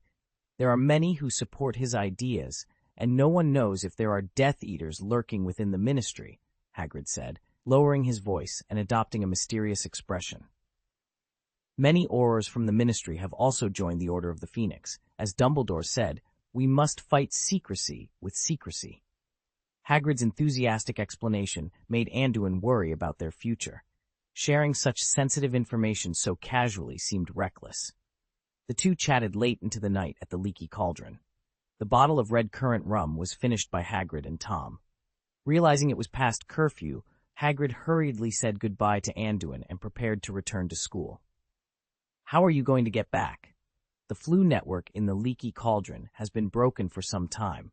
The Death Eaters have caused so much trouble that the Department of Magical Transportation can't find the manpower to repair it. Tom, who was also drunk, reminded them. By this time, the shops in Diagon Alley were closed, including those providing flue network services. I can go to Nocturne Alley. The Borgin and Burke store there offers flue service even late at night, but it's a shop that specializes in dark magic items, and many of the items are dangerous, Anduin said, watching Hagrid stagger out. He was concerned about Hagrid getting drunk on the side of the road. Considering that Diagon Alley had been calm recently, there should be no danger. Feeling emboldened after eating the dragon liver, Anduin offered to accompany Hagrid. Tom was already drunk and lying on the table. Hagrid, his mind clouded by alcohol, agreed without much thought. The two walked along Diagon Alley and arrived at Borgin and Burke's. The owner was not in front of the counter. Anduin looked around, finding everything fascinating. A mask with a terrifying expression, a glass eyeball staring at him, and a shriveled human hand on a mat in a glass case. Hiccup, Anduin, you better hurry back. Nocturne Alley is not a safe place. Don't touch anything here. You don't know if there's an unknown curse on it. Hagrid hiccuped and reminded him. Anduin nodded, then walked into the fireplace in the store, grabbed a handful of flue powder, and said, Hogsmeade. He disappeared in a burst of green flames. Isn't the boss here afraid of someone stealing things? Anduin wondered aloud as he glanced around the empty store. Despite the lack of staff, he didn't dare touch anything on the counter. Exiting Borgin and Burke's, Anduin oriented himself and began walking towards the exit of Nocturne Alley. Just as he was about to leave the alley, a vague figure materialized out of thin air in front of him. Recognizing the effect of apparition, Anduin froze momentarily and frowned, sensing trouble. Reacting quickly, he crouched and hid behind a nearby pillar. The alley was lined with various shops, knee pillars, and stacks of boxes and wooden barrels, providing ample hiding spots. Anduin quickly extinguished the oil lamp he was carrying to avoid detection. The man who had apparated into the alley seemed to be fleeing from someone, knocking over several wooden boxes in his haste. He was so preoccupied that he didn't notice Anduin crouching nearby and continued running deeper into the alley. Anduin sighed in relief, realizing he hadn't been spotted. He hoped to leave the alley unnoticed, unsure whether the fleeing man was friend or foe. Suddenly, two figures in black robes and skull masks descended from the sky in a swirl of black smoke. One of them immediately raised his wand and fired a curse at the fleeing man. The man, realizing he was being pursued, stopped running and deflected the incoming spell with a flick of his wand. The curse struck a wooden barrel nearby, shattering it and sending splinters flying. A fierce duel ensued, with spells flying back and forth. The fleeing man was now at the end of the alley, while the two masked figures, Death Eaters, were attacking from about 10 meters away. Anduin, not far behind them, felt a sense of dread. He cursed his recent complacency and the foolish decision to wander around at night, especially during such dangerous times. Taking a few deep breaths, Anduin calmed himself and considered his options. The battle raged on, with spells lighting up the darkness. The man being pursued had long black hair and a rebellious demeanor. He taunted his attackers. Snot, don't think I can't recognize you with that mask. I can smell your stench from a mile away. Sirius, you idiot. Save your breath for your last words. This time you won't escape, sneered the Death Eater known as Snot, firing spells with all his might. Stop wasting time with him. Finish this quickly. The master is waiting for us, urged the other Death Eater. He stepped back and began chanting, preparing a powerful spell to take down Sirius in one decisive blow. Anduin, hidden behind the pillar, watched the scene unfold, contemplating how to extricate himself from this dangerous situation. Chapter 13. Sirius. Good opportunity, Anduin thought, realizing he couldn't remain idle. He didn't expect the two to leave after the battle, and it was unrealistic to hope that others wouldn't find him. Seizing the moment, he got up, raised his wand, and cast an obstruction spell, hitting the man like an invisible cannonball. Avery and Snape had finally tracked down Sirius Black to Nocturne Alley, They were about to use a powerful curse to take him down when Avery noticed a spell shot from behind. Startled, he abandoned his accumulating curse, hastily turned around, and cast an armored curse to block the incoming attack. Reflexively, he shot a curse back, but his eyes couldn't locate the enemy. After a closer look, Avery saw a short figure rushing towards him. Anduin, lowering his body, kicked off the ground with his left foot and swept his right leg towards Avery's wand hand. The blow struck Avery's right wrist, causing him to drop his wand in pain. Although Avery tried to react, Anduin was faster. Before Avery could retreat, Anduin overwhelmed him, delivering a roundhouse kick to his lower abdomen. "Ouch!" Avery cried out, nearly vomiting from the pain as his body curled forward. But Anduin wasn't done. He stepped forward with his left foot, grabbed Avery's head with both hands, and delivered a powerful knee strike to Avery's face. Bang! Avery endured the headshot and knee blow, flying backward with blood streaming down his face. He fainted upon hitting the ground. Anduin completed this combo in the blink of an eye. He then raised his hand and fired a compressed heavy obstacles spell at Snape. Snape, who was still dueling Sirius, reacted calmly. He deflected Sirius's curse, turned around, and cast Sectum Sempra. With a whoosh, Snape's spell shot from his wand. The two spells collided midair, and Snape's spell sliced through Anduin's heavy obstacles like a knife through butter, continuing towards Anduin. Shocked by the ferocity of the spell, Anduin quickly cast another heavy obstacles to form a shield. However, the shield couldn't fully block the Sectum Sempra spell, which slowly cut through it. Realizing the danger, Anduin prepared to roll aside, but at that moment, a flash of light enveloped him. Another shield appeared, blocking the attack. A silver-white doe emerged from the shield. Snape, seeing his attack fail and recognizing the magical shield formed by the doe, hesitated. He didn't continue attacking Anduin, but instead cast a spell at Sirius and then flew towards Avery. He disappeared with apparition. Anduin let out a long sigh of relief. This is too scary. Is this the magic used by adults, he thought. If the mysterious shield hadn't appeared, he might have been in serious trouble. He reached into his jacket pocket and pulled out a copper piece, the talisman given to him. Lily Potter had given me an amulet, and now I noticed that its copper piece had a much duller luster. It turned out that this amulet had saved my life. I hadn't expected it to actually protect me. While I was lost in thought, Sirius, who had been on the other side of the alley, saw that the crisis had been resolved and hurried over to see who had rescued him. When I saw someone approaching, I quickly raised my wand, ready to defend myself, and pointed it at the newcomer. "Hey, little wizard, don't be nervous. I'm not a Death Eater. Did you just drive away Snape, Avery, and the other Death Eaters?" the man asked. "I don't have that ability. I just attacked one of them while they weren't paying attention," I replied cautiously, eyeing the man in front of me. "Ha, I'm Sirius Black. You can just call me Sirius. I have to say, your skills are impressive. I saw it all. You knocked that guy down with just a few punches and kicks," Sirius laughed. "It was just luck. The man you called Snape was almost killed. Are you an Auror or a member of the Order of the Phoenix?" I asked, still wary. "You know about the Order of the Phoenix?" Sirius looked surprised. "Yes, I'm a member. It's almost an open secret." "That's a coincidence." "I'm Anduin Wilson," I said, finally starting to relax and smiling. "Nice to meet you. The protective spell you used just now was really good, but it doesn't seem like something a young wizard could cast," Sirius praised. "That's the amulet that Lily gave me. I don't have the ability to use such a powerful spell," I explained, exhaling in relief. "Lily? Are you talking about Lily Potter? Do you know her?" Sirius asked, curious. "Yes, I met her when I came to buy school supplies. Her husband, James, was with her. The first time we met, she gave me this precious amulet. I really don't know how to thank her," I recalled, thinking back to my first meeting with Lily. "Haha, Lily is a very kind person. Her husband and I attended Hogwarts in the same year. They are my most trusted friends." Sirius laughed. "Since you know them too, we'll be friends from now on. I'll call you Anduin. You just said you're going to enroll? You mean you're a freshman who hasn't started school yet?" Sirius was taken aback. A freshman wizard who hadn't even started school yet had managed to fend off a Death Eater. This was something he hadn't expected.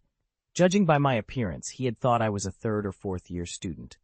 While Sirius and I were talking, several people suddenly apparated around us. End of this chapter. Chapter 14, Mad-Eye Moody. Little Sirius, what's the situation? There was a magical reaction here just now, so I quickly brought someone here, said the leader, leaning on a cane. His face was scarred and grotesque, and he wore a fake eye that moved independently, scanning the two figures before him. Anduin looked at the figures that had suddenly appeared and deduced that they were probably aurors. It's so slow, but you really have it, he muttered to himself. Sirius led Anduin to meet the newcomers. It's two Death Eaters. I know them, Snape and Avery. Unfortunately, they both wore masks, so we can't accuse them directly. These two bastards had been watching me, and they followed me to Nocturne Alley. Fortunately, Anduin helped me in time. Otherwise, I might not have held out until you arrived. After explaining the situation, Sirius introduced the parties.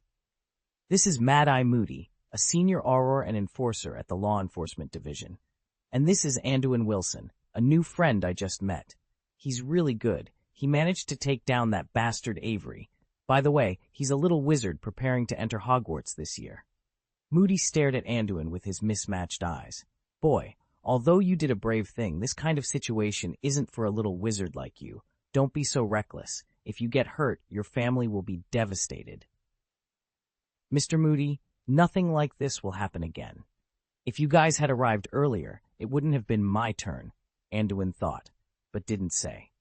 Instead, he nodded respectfully, not wanting to argue with the intimidating auror. All right, this time I won't penalize you for casting spells outside of school. I'll get the details from Sirius and handle the follow-up. Go home quickly. Frank, you're responsible for sending him back, Mad-Eye Moody instructed, calling Frank Longbottom to assist. Mr. Moody, I'm an orphan. I'm living at the Leaky Cauldron now, and I can go back by myself. What? Let Frank take you there too, Moody insisted, realizing why an underage wizard was in Diagon Alley. Anduin followed Frank out of the alley, feeling exasperated by the night's events. Anduin, thank you. I'll come to see you when I have time, Sirius called out, unbothered by the late hour.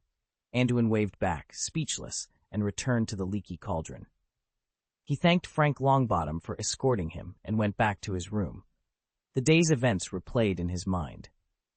The Death Eaters are too dangerous. What kind of spell did Snape use? Its penetrating power was incredible, even breaking through 2 obstruction charms. I need to practice more and strengthen my magic density, Anduin resolved. He decided to stay at the Leaky Cauldron and practice diligently until school started. The next day, Anduin took out the amulet that had saved him and decided to write a letter to Lily, thanking her solemnly. He continued his disciplined study routine, mastering spells from the primary spellbook and the Dark Arts Defense Guide. He also began studying Transfiguration, Herbology, and Potions textbooks. The day after the incident, Sirius visited Anduin again. Anduin had many conversations with Sirius about his grievances with the Death Eaters and discussed various aspects of the Order of the Phoenix. While many wizards knew of the Order, few knew its members, but Sirius was a well-known member. It was no wonder people kept an eye on him. In Anduin's eyes, Sirius was brave, loyal, cheerful, but a bit pretentious.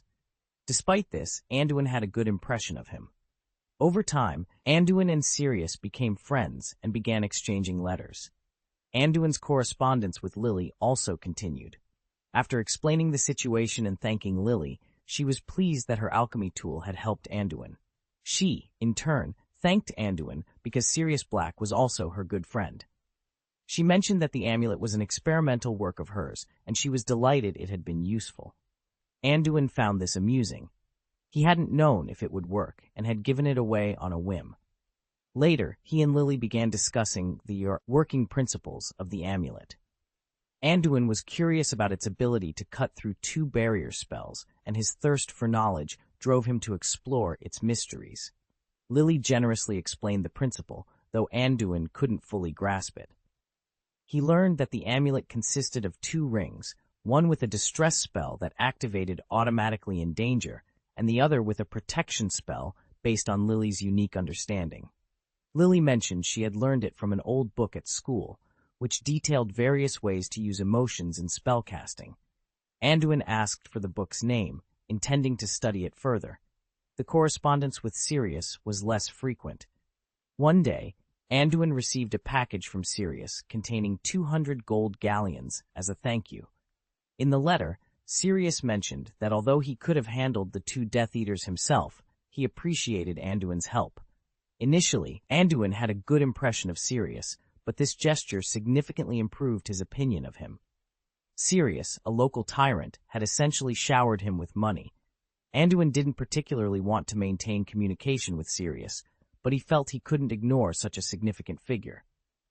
Occasionally, he would write to Sirius, flattering the narcissist, even though he had to endure Sirius's pretentious and boastful replies. End of this chapter. Chapter 15. Vivian Bulstrode. Time passed quickly, and soon it was time for Anduin to head to school. He was very satisfied with his progress during this period. After packing his luggage, he bid farewell to Tom, the owner of the Leaky Cauldron, and set off for King's Cross Station. Having spent more than a month with Anduin, Tom had developed a deep fondness for him. As a parting gift, Tom gave Anduin a small barrel of butterbeer. In return, Anduin left Tom a few simple and easy-to-learn recipes, such as fried chicken. Tom's eyes softened with kindness as he watched Anduin leave. Anduin arrived at King's Cross Station early, pushing his luggage on a trolley. After ensuring he had everything, he took out the ticket from his admission notice. Professor McGonagall had already explained the necessary precautions for the journey. As he approached the wall column between Platform 9 and Platform 10, he noticed several aurors maintaining order, likely to prevent Muggles from accidentally entering.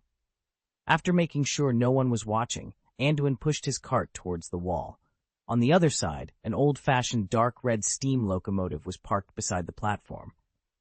There were not many passengers yet, as the train was scheduled to leave at 11 o'clock, and it was only a little after 9 o'clock. Anduin had arrived very early. He walked beside the train, pushing his luggage, and randomly chose a car. With a wave of his hand, all his luggage floated beside him and followed him into the car. Finding an empty compartment, Anduin opened the door with a finger, and the luggage flew onto the luggage rack by itself. "Tailwind, wake up," Anduin called to his owl, which was still dozing with squinting eyes. Shaking his head, he placed the owl cage on the table and closed the door.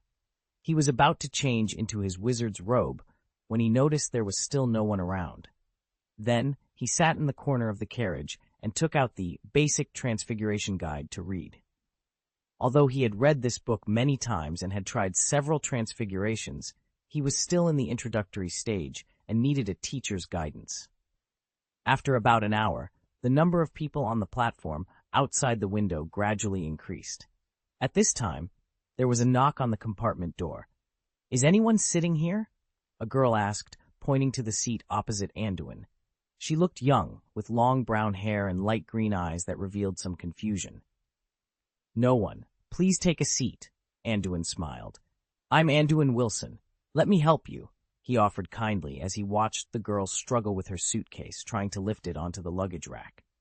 Anduin pointed a finger, and the girl's suitcase floated up and was placed on the luggage rack smoothly. "Cool. I'm Vivian Bulstrode. Are you a senior? You can cast spells without a wand.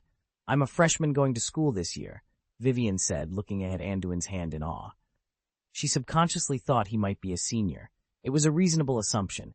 Anduin's physique was more developed than many of his peers. He stood around 1.5 meters tall and had a sturdy build. "No, I'm also a freshman. I'm just proficient in this particular magic," Anduin replied modestly. A few days ago, he had mastered the obstacle spell to the point of silent and wandless casting, but he didn't want to draw too much attention to himself. "You're amazing. What pureblood family are you from?" "I don't remember the name Wilson," Vivian said, tilting her head and looking at him seriously. After a moment, she continued, "My father and grandfather are squibs, and my mother is a muggle. My grandfather was expelled from the Bulstrode family. Did you know that my grandfather—" Anduin was very happy when he received the Hogwarts admission letter. "Due to my relationship with us, the family was reincorporated into the Bulstrode family. I'm an orphan, and I'm not related to any pure-blood family. I'm a wizard from a muggle family," Anduin replied indifferently. "Your family removed your grandfather, Don't you hate them? Why are you so happy? Vivian asked, puzzled. You don't look like a muggle-born wizard at all. She watched Anduin's skillful use of the floating spell and couldn't believe he came from him. My grandfather hated being a squib. He always said I was his pride. Wouldn't it be a good thing to return to the family? The Bulstrode family is one of the 28 pure-blood families in the wizarding world, Anduin explained. He didn't quite understand Vivian's family's obsession with bloodlines, which he considered nonsense. If he were removed from his family, he wouldn't be so forgiving. Clearly, this girl named Vivian was very proud of her pure-blood status, and she had shared so much with a classmate she barely knew. At that moment, there was a commotion on the platform outside the window. Many people had gathered, and it seemed like an argument was taking place. Do you know what's happening over there, Vivian? Anduin asked. I'll take a look, Vivian said, opening the window and sticking her head out to observe from a distance. One side seems to be from the Travers family, and the other from the McKinnon family. I've seen them at family banquets. She retracted her head, which was a little tousled by the wind, and closed the window. I heard that someone in the Travers family was a Death Eater, and an Auror from the McKinnon family was seriously injured by that Death Eater. The McKinnon family believes that everyone in the Travers family is loyal to the Dark Lord. But the Travers family denies it, claiming it was the actions of a rogue Death Eater, and that they had the wrong person, Vivian whispered to Anduin with an exaggerated expression. How do you know all this? Didn't your family just return to the pure-blood fold?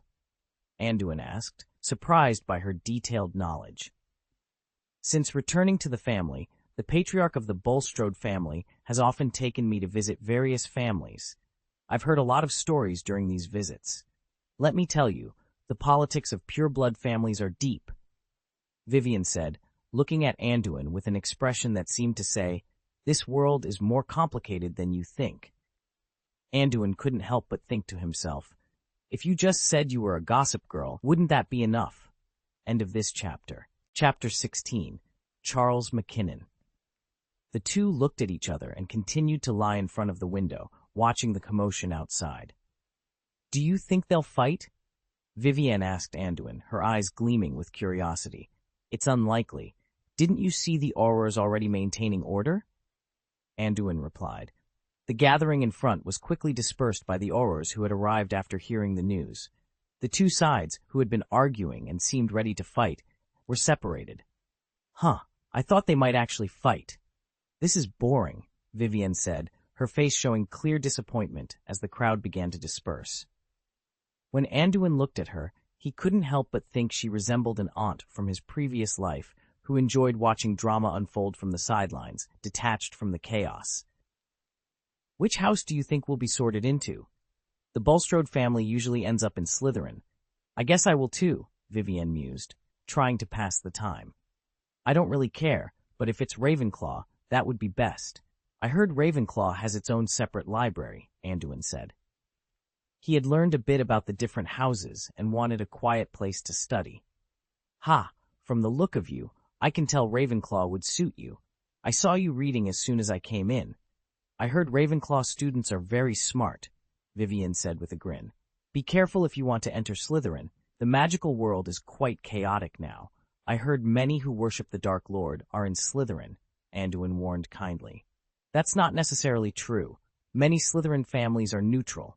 Like the Bulstrode family, many don't believe the Dark Lord will win in the end, Vivian said nonchalantly. Is it because of Dumbledore? I heard he's the greatest wizard of our time, Anduin said, not particularly interested in Slytherin's stance. Being a Muggle-born, he thought it unlikely he would be sorted into Slytherin. It's not just that. Our patriarch says the Dark Lord's pure-blood theory is too extreme. He wants to get rid of Muggle-born wizards. Many pure-blood families have business dealings with Muggles, and Vivian leaned in closer, lowering her voice. Many pure-blood families have intermarried with Muggles over the years. Otherwise, those families wouldn't have survived for so long. Anduin had considered this before. Constant intermarriage among close relatives often led to mental or physical defects in the offspring. Don't say that in Slytherin, or they'll definitely give you trouble, Anduin cautioned, looking at the girl who seemed to speak without thinking. "Don't worry, I'm not a fool," Vivienne replied. Their conversation was interrupted by a knock on the door. A boy stood there, smiling and rubbing his head.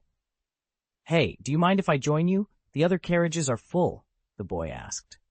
"Of course not. There's plenty of space here. What's your name?" "I'm Anduin Wilson, and this is Vivienne Bulstrode," Anduin introduced. The carriage could accommodate 6 people, but with just the 3 of them, it didn't feel crowded at all. "Charles, my name is Charles McKinnon," the boy said with a shy smile. Charles was tall, probably taller than Anduin, but a bit thin. Vivienne gave Anduin a knowing look, clearly recognizing the name from their earlier conversation. Anduin helped Charles settle in, while Vivienne started chatting with him. Fortunately, it was all small talk. Anduin was relieved Vivienne didn't blurt out something like, "Were you the one almost fighting outside?" That would have made the atmosphere unbearably awkward. "Hey, have you heard? Harold Mincham, the Minister of Magic, is about to step down," Charles said, breaking the ice. Vivienne took out a copy of the Daily Prophet and said to the two, "The Dark Lord is quickly gaining power, and the Death Eaters are becoming more rampant. I heard they attacked Sirius Black in Diagon Alley last month." Anduin, feeling a bit exasperated, thought to himself that it was actually Nocturne Alley. He noticed that Vivienne seemed to know a little bit about everything. Her information was always up to date. She would make an excellent gossip magazine reporter in the future. "It's long overdue for a change. Only relying on passive defense will lead to more unnecessary casualties. Those damn Death Eaters are doing everything they can," Charles said angrily. He seemed to despise the Death Eaters deeply, and his usual shyness disappeared when he spoke about them. "Don't worry, they won't be rampant for long," Anduin reassured. Although he had no memory of the plot in Harry Potter, he knew that Voldemort would soon be defeated after Harry was born. Charles McKinnon, trying to console himself, replied with an embarrassed smile, "Our family has always been committed to fighting against you-know-who. Several of them have joined the Aurors. The Death Eaters attacked my uncle before, broke his leg, and he's still in St. Mungo's hospital. He's very sure one of the Death Eaters who attacked him was Travers, but the Ministry of Magic says there's no evidence and hasn't even started an investigation. It's abominable." Charles complained to Anduin and Vivienne about the Ministry of Magic and the Death Eaters. Anduin realized that there were likely different factions within the Ministry, which explained why they weren't doing their best. It seemed that the change in the Minister of Magic was related to this issue. "That's terrible. Didn't your uncle see the Death Eater who attacked him?" Vivienne asked in disbelief. "Many Death Eaters wear masks when they act, so it's often impossible to recognize them," Anduin explained, having had his own encounters with Death Eaters. Charles nodded in agreement, but couldn't help but wonder how Anduin knew so much. As the 3 of them discussed these serious matters, the train officially started moving. "The train is starting. I heard it will take several hours to arrive," Vivienne said, beginning to meditate again. Anduin couldn't understand why, in a world with such convenient magic, it took hours to travel by such a backward steam train. He voiced his confusion to the 2 people around him. End of this chapter. Hopper, Chapter 17. Playing Mahjong? I heard that wizards used to travel to school in their own unique ways. Some rode broomsticks, others used flue powder to get directly to Hogsmeade. But since the International Secrecy Act came into effect in 1692, all that had to stop because too many wizards were being exposed to muggles, which added a lot of burden to the Ministry of Magic, Charles McKinnon explained, clearly well-versed in this bit of history. Anduin looked at his 2 companions and felt it would be rude to ignore them for the entire journey. "Hey, since we have a lot of time on the road, how about I teach you a game?" he suggested. "Sure, I'm just sitting here doing nothing anyway. What do you want to play? Wizard chess or gobstones?"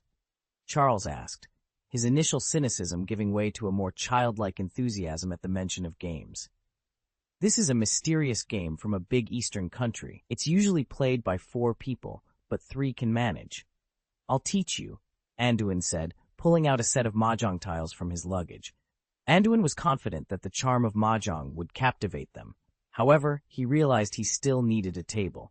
His transfiguration skills were average, and he couldn't conjure one out of thin air. "Yes," he said, looking at the storage table by the window. He pulled out his wand and cast an extension spell. The small table at the edge of the compartment instantly grew larger. "Perfect," Anduin said. The mahjong set he brought was a small version, about the size of Japanese mahjong, and the extended table was just big enough to use. The three of them gathered around the table, and Anduin began to teach. He had experience teaching mahjong to his friends at the orphanage, so he was quite adept at explaining the rules. The mahjong set was an international version with Arabic numerals on the corners of the tiles, making it easier for non-Chinese speakers to understand. "The rules are pretty straightforward. Let's play a couple of rounds, and I'll teach you as we go," Anduin said. "Sounds complicated. Is it fun to play with these little tiles?" Vivian asked, feeling a bit overwhelmed by the instructions. "Well, we have plenty of time. Let's give it a try," Charles encouraged, finding the idea intriguing. Charles found a suitcase that was about the same height as a chair and sat on it in the middle of the aisle, facing the table. Anduin and Vivian sat on the chairs on either side. Under Anduin's guidance, they began to play. In just over half an hour, Vivian had won 2 rounds, Charles had won 1, and Anduin had intentionally let them win to help them understand the game better. "Ha-ha! I won again! This game is really fun," Vivian said cheerfully, no longer looking as confused as she had at first. "All right, let's make it interesting. When the snack trolley comes around, whoever has the lowest score has to treat everyone," Charles suggested, clearly enjoying himself. "Okay, sounds good to me. I'm feeling lucky," Vivian agreed. Anduin chuckled to himself. He had been going easy on them, but now it was time to show them the real challenge. "Let's see how you handle this," he thought, as they began stacking the tiles for another round. Just then, the sound of the snack trolley approaching could be heard. There was a knock on the door, and the three of them turned to see a middle-aged woman selling snacks. At this moment, Anduin's face was a bit grim. He had been losing almost every round in the last 2 laps. "Damn it, are these two playing mahjong for the first time?" Anduin couldn't help but grumble internally. Especially Vivienne, who seemed to have discovered a new world, was playing cards with such enthusiasm and often catching Anduin's moves, making him regret teaching them the game. "Ha-ha, Anduin! Hurry up! You lose the most, so you should treat us to some snacks," Vivienne said, her eyes narrowing into crescents as she smiled at him. "Got it. How is your luck so good?" Anduin reluctantly took out his wallet and bought snacks for everyone. The three of them then began to feast in the car. "Try these Birdie Bot's every flavor beans. They come in all sorts of flavors," Charles said, biting a licorice stick and handing a handful of candy to Anduin. "Ouch," Anduin exclaimed after tasting one. He almost spat it out. It tasted like earwax. How did he know it tasted like earwax? Best not to ask. Vivienne and Charles laughed heartily at his reaction. Anduin, now wary, decided to stick to a chocolate frog. Of all the treats, the chocolate frog was the most palatable to him. The others were either too sweet or had bizarre flavors, like the Birdie Bot's beans. Inside the chocolate frog package was a card featuring Hengist of Woodcroft, the founder of Hogsmeade, the only all-wizarding village in Britain. As Anduin looked out the car window, he couldn't help but feel excited about the magical world awaiting them. The three of them chatted while eating snacks. Vivienne was particularly talkative, constantly sharing stories about her family. Anduin's ears were almost numb from hearing them, but he still managed to smile and listen. To Anduin, Vivienne was the kind of girl who, depending on one's perspective, could be seen as either very energetic or somewhat annoying. Charles, having warmed up to the two, began to talk more freely. Besides his evident disdain for Death Eaters, he was most passionate about Quidditch. Upon learning that Anduin and Vivienne were not very familiar with the sport, he eagerly explained its rules and shared his extensive knowledge of various Quidditch teams and players from different countries. Anduin found it puzzling that such a primitive and brutal sport existed in the wizarding world. Listening to Charles describe the various fouls and injuries, including players being hit by bludgers, he felt a strange sense of dissonance. On one hand, there was the convenience of magical applications, and on the other, there were these primitive and barbaric elements. End of this chapter. Chapter 18, Arrival. The three of them chatted, ate snacks, and played cards, and time passed quickly. In 5 minutes, the train will arrive at Hogwarts. Please leave your luggage on the train. Someone will be responsible for sending it to the school, announced the train's horn, signaling their imminent arrival at Hogwarts. Goodness, it's finally here. I've been sitting all the way, and my waist is numb, Charles complained as he stood up and stretched. Anduin packed his luggage, gathered the mahjong tiles from the table, and put away the leftover snacks. The train gradually came to a stop, and the three of them walked out of the carriage. The sky outside had darkened. At the station, Hagrid held an oil lamp and called out, "First-year freshman! First-year freshman, come here!" His voice attracted everyone's attention, and Anduin and his friends slowly approached. "Hagrid, long time no see. I haven't seen you in a while." Anduin greeted him. "Oh, Anduin, it's nice to see you. I heard about that horrible incident. It's all my fault. I shouldn't have." Hagrid began, looking down. He had heard about the events in Nocturne Alley and started to apologize incoherently, feeling responsible for Anduin's near accident. "It's not your fault, Hagrid. I was too careless. Aren't I doing well now?" Anduin interrupted, not wanting to dwell on the topic. He was more focused on starting school and the realization that many children of Death Eaters also attended Hogwarts. He wondered if the Death Eaters who attacked him had any relatives at the school and whether they would cause him trouble. Although he wasn't afraid of trouble, he didn't want to seek it out either. "That's good, Anduin. Thank God you're all right."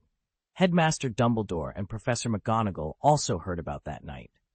"I was scolded and haven't been allowed to go to Diagon Alley since then.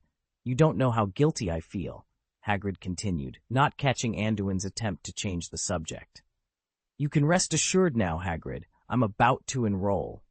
Don't you want to congratulate me?" Anduin comforted Hagrid while trying to steer the conversation away from the incident.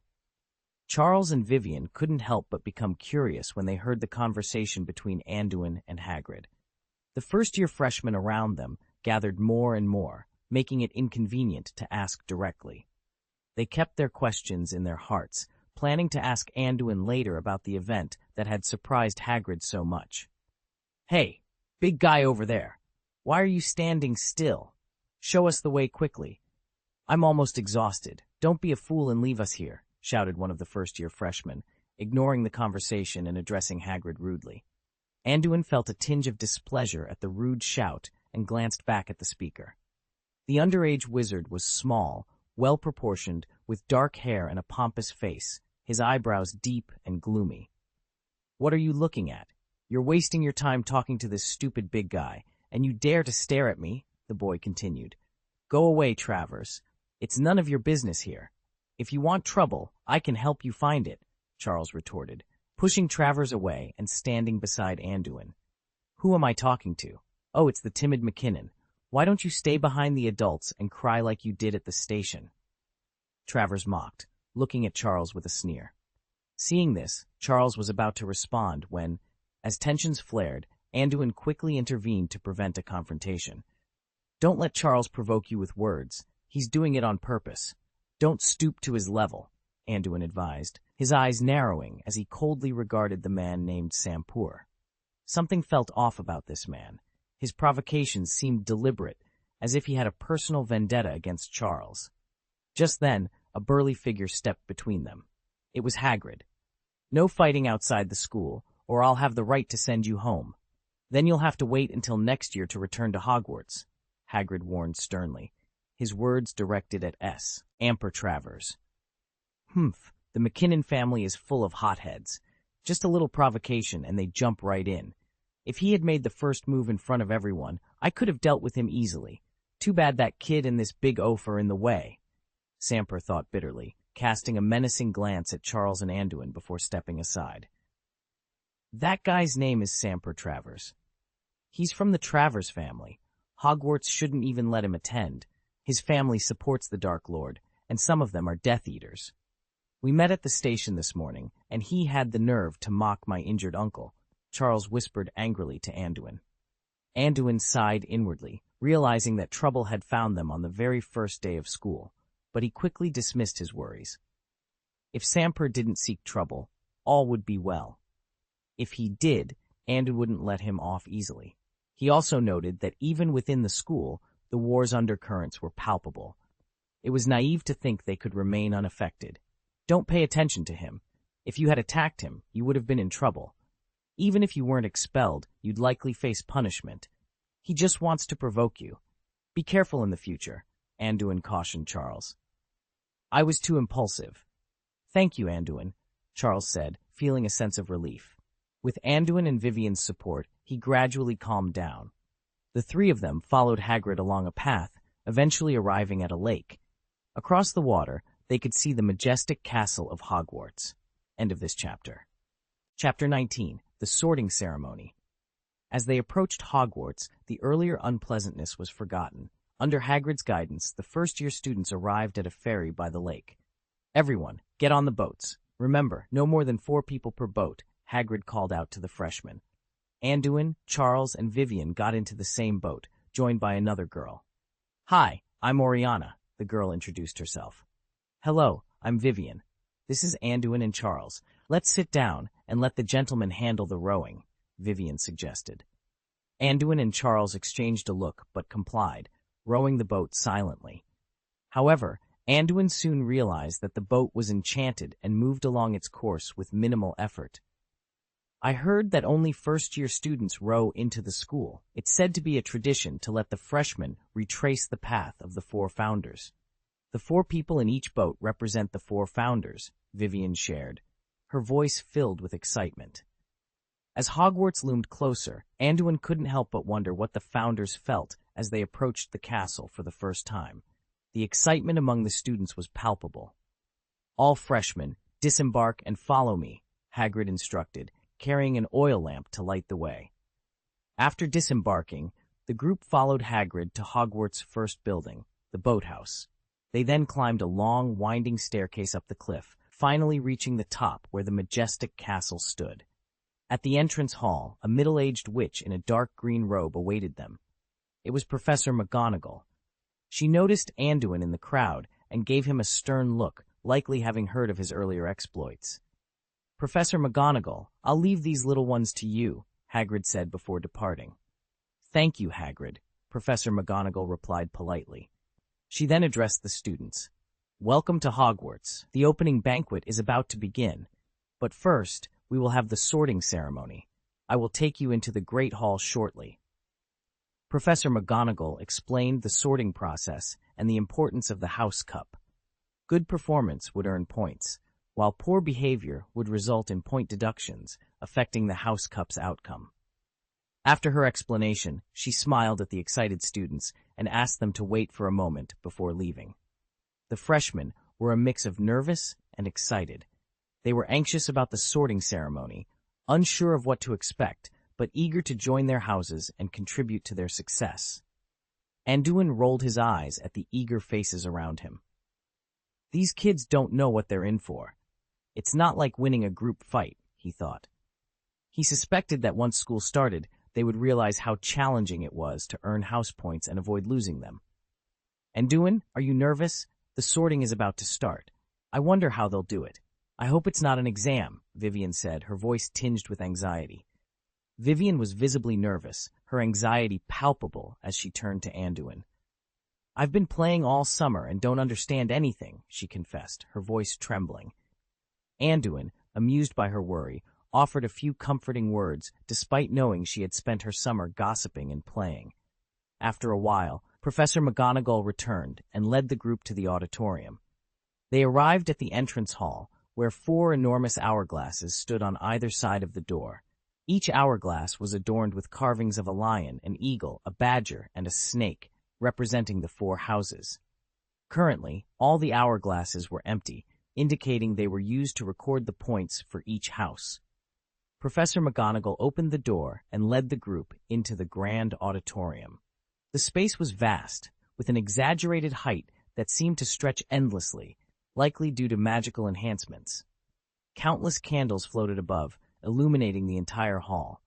4 long tables filled the room, each already occupied by senior students who watched the newcomers with interest. At the front of the hall stood a chair with a worn hat placed on it. As the group entered, the hat was already singing an off-key opening song. To Anduin, it sounded more like a howl than a melody. When they reached the chair, the hat was still singing, much to Anduin's dismay. Finally, the Sorting Hat finished its song to the applause of the crowd. Professor McGonagall stepped forward with a piece of parchment and announced, "Now we will begin the sorting ceremony. When your name is called, please come forward and sit on the chair." "Oriana Hinckley," she called first. Oriana, the girl who had sailed with Anduin and the others, approached the chair nervously. Professor McGonagall placed the sorting hat on her head. "Ravenclaw," the hat declared after a few seconds of deliberation. Oriana walked to the Ravenclaw table, which erupted in cheers and applause. The sorting ceremony continued smoothly. Vivian was sorted into Slytherin, as she had predicted, despite not being pure blood. Her family's tradition had always been rooted in Slytherin. Charles was placed in Gryffindor, which Anduin had expected, and Samper Travers also joined Slytherin. Anduin felt a pang of sympathy for Vivian, knowing it wouldn't be easy for her. As Anduin pondered the sorting process, Professor McGonagall called his name, Anduin Wilson. End of this chapter. Chapter 20. Slytherin? Anduin walked up to the front desk, sat on a chair, and let Professor McGonagall place the sorting hat on his head. He was filled with curiosity about the hat. Well, serious and rigorous, full of honor, and an almost endless thirst for knowledge. You have a firm will and strong determination, yet you also defy some unreasonable rules. Why are you so mature in your thinking? It's hard to believe you're just a young kid. It seems you could excel in any house, whether it's Ravenclaw, Gryffindor, or... The sorting hat murmured on Anduin's head. Can you actually see through people's thoughts? I wonder what this hat is made of and how it works. I've never seen such a powerful alchemical tool with anthropomorphic qualities. I really want to take it apart and examine it, Anduin thought, his mind racing with academic questions about the hat. Hey, kid, put away your dirty thoughts. The sorting hat warned Anduin, but telling someone not to think about an elephant only makes them think of an elephant, so the hat's warning made Anduin even more curious. Oh, can you really react to my thoughts? Are you a soul placed into a hat, or did someone actually create such a characterful item? Anduin became even more excited as he conversed with the sorting hat. He couldn't help but touch the hat, wondering what material it was made of. God, put down your disgusting hands and the filthy thoughts in your mind, the sorting hat said, feeling the danger in Anduin's thoughts. Despite this, it still considered which house to assign him to. This strong and terrifying will reminded the hat of a wizard who had impressed it years ago, Merlin. Slytherin! The sorting hat shouted loudly, not wanting to waste any more time. It feared it might regret its decision if it delayed. With Anduin's potential, the hat hoped he wouldn't fall into the wrong hands in the future. Professor McGonagall was visibly stunned, and Charles and Vivian, who were watching, couldn't hide their surprise at Anduin's sorting. Although they hadn't known him for long, they never thought Anduin might be assigned to Slytherin. But the decision was final. As soon as the sorting hat announced the house, Anduin's mage robe began to change. The edges turned emerald green with silver ornaments, and the Slytherin emblem appeared on his chest. Anduin was initially taken aback by the sorting, but quickly regained his composure. Cut! Does this broken hat hold grudges? Interesting, Anduin muttered as he walked down the steps. He glanced back at the sorting hat, which gave him an equally vicious look. Anduin didn't really care which house he was assigned to, but subconsciously, he didn't want to be in Slytherin. Sirius had told him before he entered the school that many Death Eaters came from Slytherin, and the idea of pure-blood supremacy was prevalent there. Could it be that my subconscious thoughts were also captured by the sorting hat, and it retaliated by sorting me into Slytherin? It shouldn't be possible, Anduin thought as he walked towards the Slytherin table. The students there got up to welcome the new member, curious about what would happen with a new student from a Muggle family. Welcome, Anduin Wilson. I'm Slytherin's prefect, Vanessa Greengrass, said a girl with long, dark brown hair and brown eyes. At 6th grade, the overall atmosphere is polite and well-mannered. Hello, Prefect Greenglass. You can call me Anduin, he said with a slight smile, shaking hands with the female prefect before sitting down beside Vivian. "My God, I didn't expect you to be assigned to Slytherin. I thought you would go to Ravenclaw," Vivian exclaimed as soon as Anduin sat down. "I don't care which house I'm assigned to, but I didn't expect to be disliked by a hat as soon as I started school," Anduin replied indifferently. "What hat? Do you mean the sorting hat?" Vivian asked, puzzled. "It's nothing. Don't worry about it. Let's just wait for the sorting to finish," Anduin said, ending the conversation. While Anduin and Vivian were chatting, Trave Aris, not far from the same table, sneered at Anduin before turning to talk with a few others around him. What Travers didn't notice was that Anduin had also noticed him. Anduin squinted at Travers and then began to observe the other students in his house. In a new environment, it was essential to have a preliminary understanding of not just names, but also the positions of these people, especially since the current magical world was in a time of war. Anduin then asked Vanessa, who was sitting across from him, "Prefect Greenglass, do you know if there are students named Avery or Snape in our house?" "There are none among the current students, but I do recall the names. They seem to be graduates from several years ago. Why do you ask?" Vanessa looked at Anduin suspiciously. "Oh, it's nothing. I just heard their names before," Anduin replied casually. It seemed that the two Death Eaters he had fought before had no relatives in the school, and he couldn't help but breathe a sigh of relief. At this time, the sorting ceremony finally came to an end. After removing the sorting hat and chair, an old man with a white beard walked out from the teacher's seat in the front row of the auditorium. "Look, that's Dumbledore, known as the greatest wizard in the magical world today," Vivian excitedly introduced Anduin.